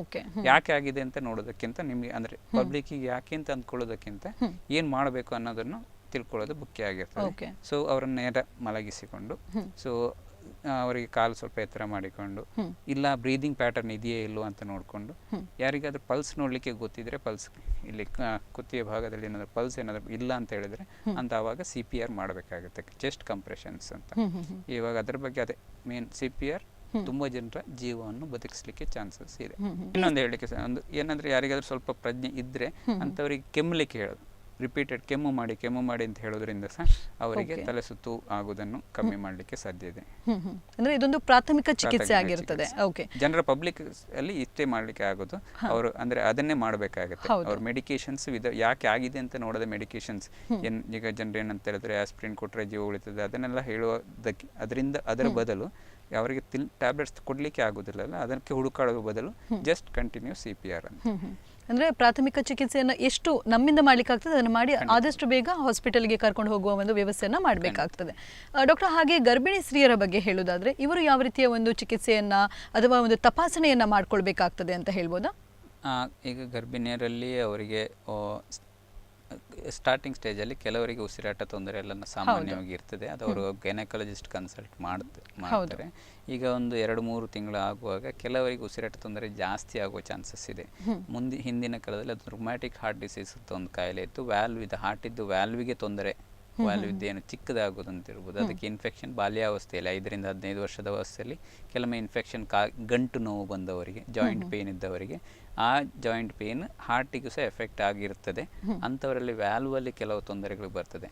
ಸೊ ಅಂಥವರು ಅವರಿಗೆ ನಾರ್ಮಲ್ ಟೈಮಲ್ಲಿ ಅವರಿಗೆ ಏನು ತೊಂದರೆ ಗುಣಲಕ್ಷಣ ಏನಿರುವುದಿಲ್ಲ. ಈಗ ಪ್ರೆಗ್ನೆಂಟ್ ಟೈಮಲ್ಲಿ ಅವರಿಗೆ ಅದರಲ್ಲಿ ಓವರ್ಲೋಡ್ ಇರ್ತದೆ. ಈಗ ಮಗುವಿದ್ದು ಮತ್ತು ಇದೆಲ್ಲ ಸಿಗುವಾಗ ಅಲ್ಲಿ ಬ್ಲಡ್ ಸರ್ಕ್ಯುಲೇಷನ್ ವಾಲ್ಯೂಮ್ ಜಾಸ್ತಿ ಆಗಿರ್ತದೆ. ಆವಾಗ ಕೆಲವರಿಗೆ ಉಸಿರಾಟ ತೊಂದರೆ ಎಲ್ಲ ಬರಲಿಕ್ಕೆ ಚಾನ್ಸಸ್ ಇದೆ. ಅದು ಒಂದು 2ರಿಂದ 4 ತಿಂಗಳು, ಅದು ಸೆಕೆಂಡ್ ಟ್ರೈಮಸ್ಟರ್ ಅಂತ ಏನು ಹೇಳ್ತೇವೆ, ಅದ್ರಲ್ಲಿ ಆ ವೀಕ್ಸ್ ಟೈಮಲ್ಲಿ ಸ್ವಲ್ಪ ಉಸಿರಾಟ ತೊಂದರೆ ಜಾಸ್ತಿ ಆಗುವ ಚಾನ್ಸಸ್ ಇದೆ. ಅಂಥವರು ಖಂಡಿತವಾಗಿ ಇಕೋಕಾರ್ಡಿಯೋಗ್ರಫಿಯನ್ನು ಮಾಡಬೇಕಾಗುತ್ತೆ. ಯಾಕೆಂದರೆ ಅಂಥವರಿಗೆ ಡೆಲಿವರಿ ಟೈಮಲ್ಲಿ ತೊಂದರೆಗಳು ಬರಲಿಕ್ಕೆ ಚಾನ್ಸಸ್ ಇದೆ. ಆವಾಗ ಉಸಿರಾಟ ತೊಂದರೆ ಇನ್ನೂ ಜಾಸ್ತಿ ಆಗುವ ಚಾನ್ಸಸ್ ಇದೆ. ಅಂಥವರು ಇಕೋಕಾರ್ಡಿಯೋಗ್ರಫಿಯನ್ನು ಮಾಡಬೇಕಾಗತ್ತೆ. ಸೊ ಅದು ಒಂದು ಮೇನ್ ಆಗಿ ಪ್ರಾಬ್ಲಮ್ಸ್ ಬರುವಂಥದ್ದು ಹಾರ್ಟಲ್ಲಿ. ಮೊದಲಿನ ತೊಂದರೆ ಇರ್ತದೆ. ಆದರೆ ಇತ್ತೀಚೆಗೆ ಈಗ ನಾವು ಡೆವಲಪ್ಡ್ ಆದ ಹಾಗೆ ಈ ಕಾಯಿಲೆ ತುಂಬ ಜನರಲ್ಲಿ ಕಡಿಮೆ ಆಗಿದೆ. ನಮ್ಮ ಇಂಥ ಕೋಸ್ಟಲ್ ಬೆಲ್ಟಲ್ಲಿ ತುಂಬ ಕಮ್ಮಿ ಕಾಣಲಿಕ್ಕೆ ಸಿಗುವಂಥದ್ದು. ಮೊದಲಾದರೆ ಆ ಕಾಯಿಲೆಗಳು ತುಂಬ ಇದ್ವು. ಎರಡನೇದಂತ ಹೇಳಿದ್ರೆ ಬ್ಲಡ್ ಪ್ರೆಷರ್. ಕೆಲವರಿಗೆ ಪ್ರೆಗ್ನೆನ್ಸಿ ಟೈಮಲ್ಲಿ ಬ್ಲಡ್ ಪ್ರೆಷರ್ ಜಾಸ್ತಿ ಆಗುವಂಥ ಚಾನ್ಸಸ್ ಇದೆ. ಅಂಥವರಿಗೆ ಕೆಲವರಿಗೆ ರಕ್ತನಾಳದಲ್ಲಿ ತೊಂದರೆ ಬರಬಹುದು. ಬಟ್ ಇನ್ ಜನರಲ್ ಉಸಿರಾಟ ತೊಂದರೆ ಜಾಸ್ತಿಯಾಗಿ ಬರುವಂಥದ್ದು. ಅಂಥವರು ಒಂದು ಇಕೋಕಾರ್ಡಿಯೋಗ್ರಫಿ ಮಾಡಿಕೊಂಡು ಚೆಕಪ್ ಮಾಡಿಸ್ಕೊಳ್ಬಹುದು. ಅಂದ್ರೆ ಭಯಭೀತರಾಗುವ ಪ್ರಸಂಗಗಳು ಬರುವುದಿಲ್ಲ, ಆದರೆ ತಪಾಸಣೆಯನ್ನು ಮಾಡಿದ್ರೆ ಗೈನಕಾಲಜಿಸ್ಟ್ ಅವರು ಯಾವಾಗಲೂ ಚೆಕಪ್ ಮಾಡುವಾಗ ಅವರ ಗೈಡೆನ್ಸ್ ಮುಖಾಂತರ ಹಾರ್ಟ್ ಚೆಕಪ್ ಮಾಡಿಸ್ಕೊಳ್ಬಹುದು. ಹಾಗೆ ಡಾಕ್ಟರ್, ಮುಖ್ಯವಾಗಿ ನಾನು ಕೇಳಬೇಕು ಅಂತ ಹೇಳಿದ್ರೆ ಈಗಿನ ಒಂದು ಪ್ರಸಕ್ತ ದಿನಗಳಲ್ಲಿ ಜನರ ಬಾಯಿಂದ ಬಾಯಿಗೆ ಬರ್ತಾ ಇರುವಂಥದ್ದು ಏನು ಅಂತ ಹೇಳಿದ್ರೆ, ಈ ಕೋವಿಡ್ನ ನಂತರ ಕೋವಿಶೀಲ್ಡ್ ನಾವು ತಗೊಂಡಿದ್ದೇವೆ, ಕೋವ್ಯಾಕ್ಸಿನ್ ನಾವು ತಗೊಂಡಿದ್ದೇವೆ, ಇದರಿಂದ ನಮಗೆ ಹೃದಯಾಘಾತ ಸಮಸ್ಯೆಗಳು ಜಾಸ್ತಿ ಆಗ್ತಾ ಇದೆ. ನಮ್ಮ ಯುವಕರಲ್ಲೂ ಕೂಡ ಈ ಒಂದು ಹೃದಯಾಘಾತದ ಸಮಸ್ಯೆಗಳನ್ನು ನೋಡ್ತಿದ್ದೇವೆ. ನಮ್ಮ ಸ್ನೇಹಿತರನ್ನ, ಬಂಧು ಮಿತ್ರರನ್ನ ನಾವು ಬೇಗ ಕಳ್ಕೊಳ್ತಾ ಇದ್ದೇವೆ ಅಂತ ಹೇಳುವ ಒಂದು ಭಯಭೀತದ ವಾತಾವರಣ ಕೂಡ ಇದೆ. ಇದಕ್ಕೇನು ಕಾರಣ ಇರ್ಬೋದು? ಇದಕ್ಕೂ ಕೂಡ ಹೃದಯಾಘಾತವೇ ಕಾರಣವಾ ಅಂತ ಹೇಳ್ಬೋದಾ? ನೋಡಿ, ಈಗ ಕೊರೋನಾ ವೈರಸ್ಸಿನಿಂದಾಗಿ ಖಂಡಿತವಾಗಿಯೂ ಹೃದಯಾಘಾತದ ಸಂಖ್ಯೆಗಳು ಜಾಸ್ತಿ ಆಗಿದೆ ಅಂತ ಸ್ಟಡೀಸಲ್ಲಿ ಬಂದಿದೆ. ಈಗ ಇತ್ತೀಚಿನ ದಿನಗಳಲ್ಲಿ ಕಳೆದ 10 ವರ್ಷಗಳಲ್ಲಿ ಕಂಪೇರ್ ಮಾಡಿದರೆ ಪ್ರೀವಿಯಸ್ 10 ವರ್ಷದಲ್ಲಿ ನಂಬರ್ಸ್ ಜಾಸ್ತಿ ಆಗಿದೆ. ಅದು ಇವಾಗ 4-5 ವರ್ಷದಿರ್ಬೋದು, ಕೊರೋನಾ ಟೈಮಿಂದ ಈ ಕಡೆಗೆ ಹೃದಯಾಘಾತದ ಸಂಖ್ಯೆಗಳು ಜಾಸ್ತಿ ಆಗಿದೆ. ಸ್ಟಡೀಸ್ ಆಲ್ರೆಡಿ ತುಂಬ ಸ್ಟಡೀಸ್ ಮಾಡಿದ್ದಾರೆ. ಕೊರೋನಾ ವೈರಸ್ಸಿನಿಂದಾಗಿ ಹೃದಯದ ರಕ್ತನಾಳಗಳ ರಚನೆಯಲ್ಲಿ ಅದರಲ್ಲಿ ತೊಂದರೆಗಳು ಉಂಟಾಗ್ತದೆ ಅಂತ ಅವರು ಪ್ರೂವ್ ಮಾಡಿದ್ದಾರೆ. ಖಂಡಿತವಾಗಿ ಕೊರೋನಾ ಆದಮೇಲೆ ಹೃದಯಾಘಾತಗಳ ಸಂಖ್ಯೆ ಜಾಸ್ತಿ ಆಗಿದೆ. ಹೃದಯದ ರಕ್ತನಾಳದಲ್ಲಿ ರಕ್ತ ಹೆಪ್ಪುಗಟ್ಟುವಂಥ ಚಾನ್ಸಸ್ ಜಾಸ್ತಿ ಆಗ್ತದೆ. ಆದರೆ ಕೊರೋನಾ ವ್ಯಾಕ್ಸಿನಿಂದಾಗಿ ಆಗಿದೆ ಅಂತ ಹೇಳೋದಕ್ಕೆ ಯಾವುದೇ ಸ್ಟಡೀಸಲ್ಲಿ ಪ್ರೂಫ್ ಇಲ್ಲ. ಸೊ ಖಂಡಿತವಾಗಿ ಸಂಖ್ಯೆಗಳು ಜಾಸ್ತಿ ಆಗಿದೆ. ಅದು ಕೊರೋನಾ ವೈರಸ್ಸಿನಿಂದ ಕಾಲಲ್ಲಿರ್ಬೋದು, ಹೃದಯದಲ್ಲಿರ್ಬೋದು, ಯಾವುದೇ ರಕ್ತದಲ್ಲಿ ರಕ್ತ ಹೆಪ್ಪುಗಟ್ಟುವ ಚಾನ್ಸಸ್ ಜಾಸ್ತಿ ಇದೆ.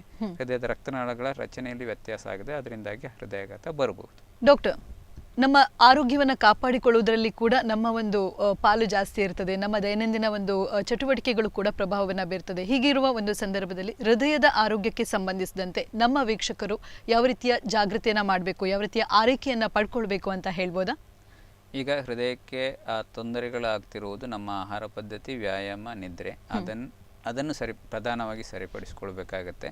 ಇದರಿಂದಾಗಿರುವ ತೊಂದರೆಗಳು ಯಾವ ಡಯಾಬಿಟೀಸ್ ಇರ್ಬೋದು, BP ಇರ್ಬೋದು, ಅದಕ್ಕೆ ಕೊಲೆಸ್ಟ್ರಾಲ್ ಅಂಶ ಇರ್ಬೋದು, ಅದಕ್ಕೆ ಸ್ಟಾರ್ಟಿಂಗಲ್ಲೇ ನೀವು ಅದರ ಚೆಕಪ್ ಮಾಡಿಕೊಂಡು ಅದರ ಕಂಟ್ರೋಲ್, ಈಗ ಶುಗರ್ ಕಂಟ್ರೋಲ್ ಇರ್ಬೋದು, ಬ್ಲಡ್ ಪ್ರೆಷರ್ ಕಂಟ್ರೋಲ್ ಇರ್ಬೋದು, ಮತ್ತು ಕೊಲೆಸ್ಟ್ರಾಲ್ ಅಂಶಗಳು ಅದರ ಕಂಟ್ರೋಲು, ದಿನನಿತ್ಯದ ವ್ಯಾಯಾಮ, 30 ನಿಮಿಷದ ಬ್ರಿಸ್ಕ್ ವಾಕ್, ವೇಗದ ನಡಿಗೆ, ಆಹಾರದಲ್ಲಿ ಕರಿದ ಪದಾರ್ಥ ಕಡಿಮೆ, ಔಟ್ಸೈಡ್ ಫುಡ್ಡನ್ನು ಕಡಿತಗೊಳಿಸಿ, ಕರಿದ ಪದಾರ್ಥದಿಂದ ಫಾಸ್ಟ್ ಫುಡ್, ಚೈನೀಸ್ ಫುಡ್ ಅಂಥದ್ದನ್ನು ಕಡಿತಗೊಳಿಸಿ ಮನೆಯಲ್ಲಿ ತಯಾರಿಸಿದ ಉತ್ತಮ ಆಹಾರವನ್ನು ದಿನನಿತ್ಯ ಸೇವಿಸುವುದರಿಂದ ಒಂದು 6 ಗಂಟೆಯ ಸುಖ ನಿದ್ರೆ ಮತ್ತು ಆದಷ್ಟು ಈಗಿನ ಮೊಬೈಲ್ ಇರ್ಬೋದು, ಅದರಿಂದ ಆಗುವ ದುಷ್ಪರಿಣಾಮಗಳು ಆಲ್ರೆಡಿ ಎಲ್ಲರಿಗೆ ಗೊತ್ತಿದ್ದು ಯೂಸ್ ಮಾಡ್ತೇವೆ, ಅಂಥದ್ದನ್ನು ಕಡಿತಗೊಳಿಸಿ ಸ್ಟ್ರೆಸ್ ಲೆವೆಲ್ಸ್ನನ್ನು ಕಮ್ಮಿ ಮಾಡುವಂಥ ಏನಾದರೂ ಅದಕ್ಕೆ ಬೇಕಾದಂತಹ ಆಲ್ಟರ್ನೇಟ್ ಯೋಗ ಇರ್ಬೋದು, ಪ್ರಾಣಾಯಾಮ ಇರ್ಬೋದು, ಯಾವುದೇ ಮ್ಯೂಸಿಕ್ ರಿಲೇಟೆಡ್ ಥೆರಪಿ ಇರ್ಬೋದು, ಏನಾದರೂ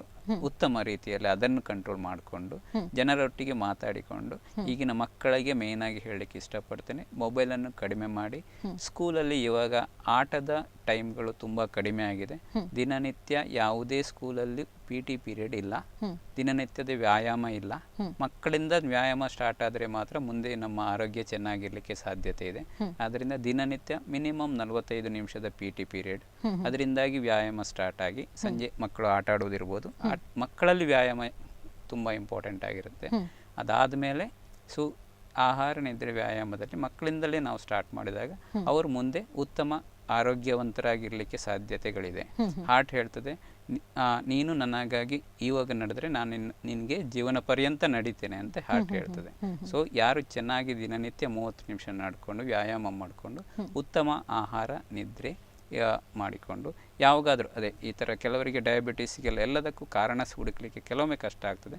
ಡಯಾಬಿಟಿಸ್ ಕಂಟ್ರೋಲ್ ಇರ್ಬೋದು, ಅದಕ್ಕೆ ಬೇಕಾದ ಆಹಾರ ಪದ್ಧತಿ, BP ಕಂಟ್ರೋಲ್ ಇರ್ಬೋದು, ಧೂಮಪಾನ ಅದನ್ನು ತ್ಯಜಿಸಿ ಉತ್ತಮ ನಮ್ಮ ಆರೋಗ್ಯವನ್ನು ನಾವೇ ಉತ್ತಮವಾಗಿ ನೋಡಿಕೊಳ್ಳಲಿಕ್ಕೆ ಸಾಧ್ಯತೆ ಇದೆ.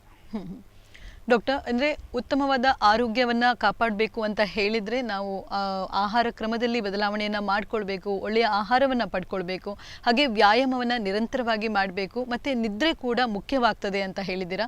ಒಳ್ಳೆಯ ಮಾಹಿತಿಯನ್ನು ನಮ್ಮ ವೀಕ್ಷಕರಿಗೆ ನೀಡಿದ್ದೀರಾ. ಡಾಕ್ಟರ್, ಕಾರ್ಯಕ್ರಮಕ್ಕೆ ಆಗಮಿಸಿ ಮಾಹಿತಿಯನ್ನು ನೀಡಿದ್ದಕ್ಕಾಗಿ ನಿಮಗೆ ಧನ್ಯವಾದಗಳು. ವೀಕ್ಷಕರೇ, ಇಲ್ಲಿಗೆ ನಮ್ಮ ಇಂದಿನ ವೈದ್ಯಲೋಕ ಕಾರ್ಯಕ್ರಮವನ್ನು ಮುಕ್ತಾಯಗೊಳಿಸ್ತಾ ಇದ್ದೇವೆ. ಮುಂದಿನ ಸಂಚಿಕೆಯಲ್ಲಿ ಮತ್ತೆ ಭೇಟಿಯಾಗೋಣ. ವಂದನೆಗಳು.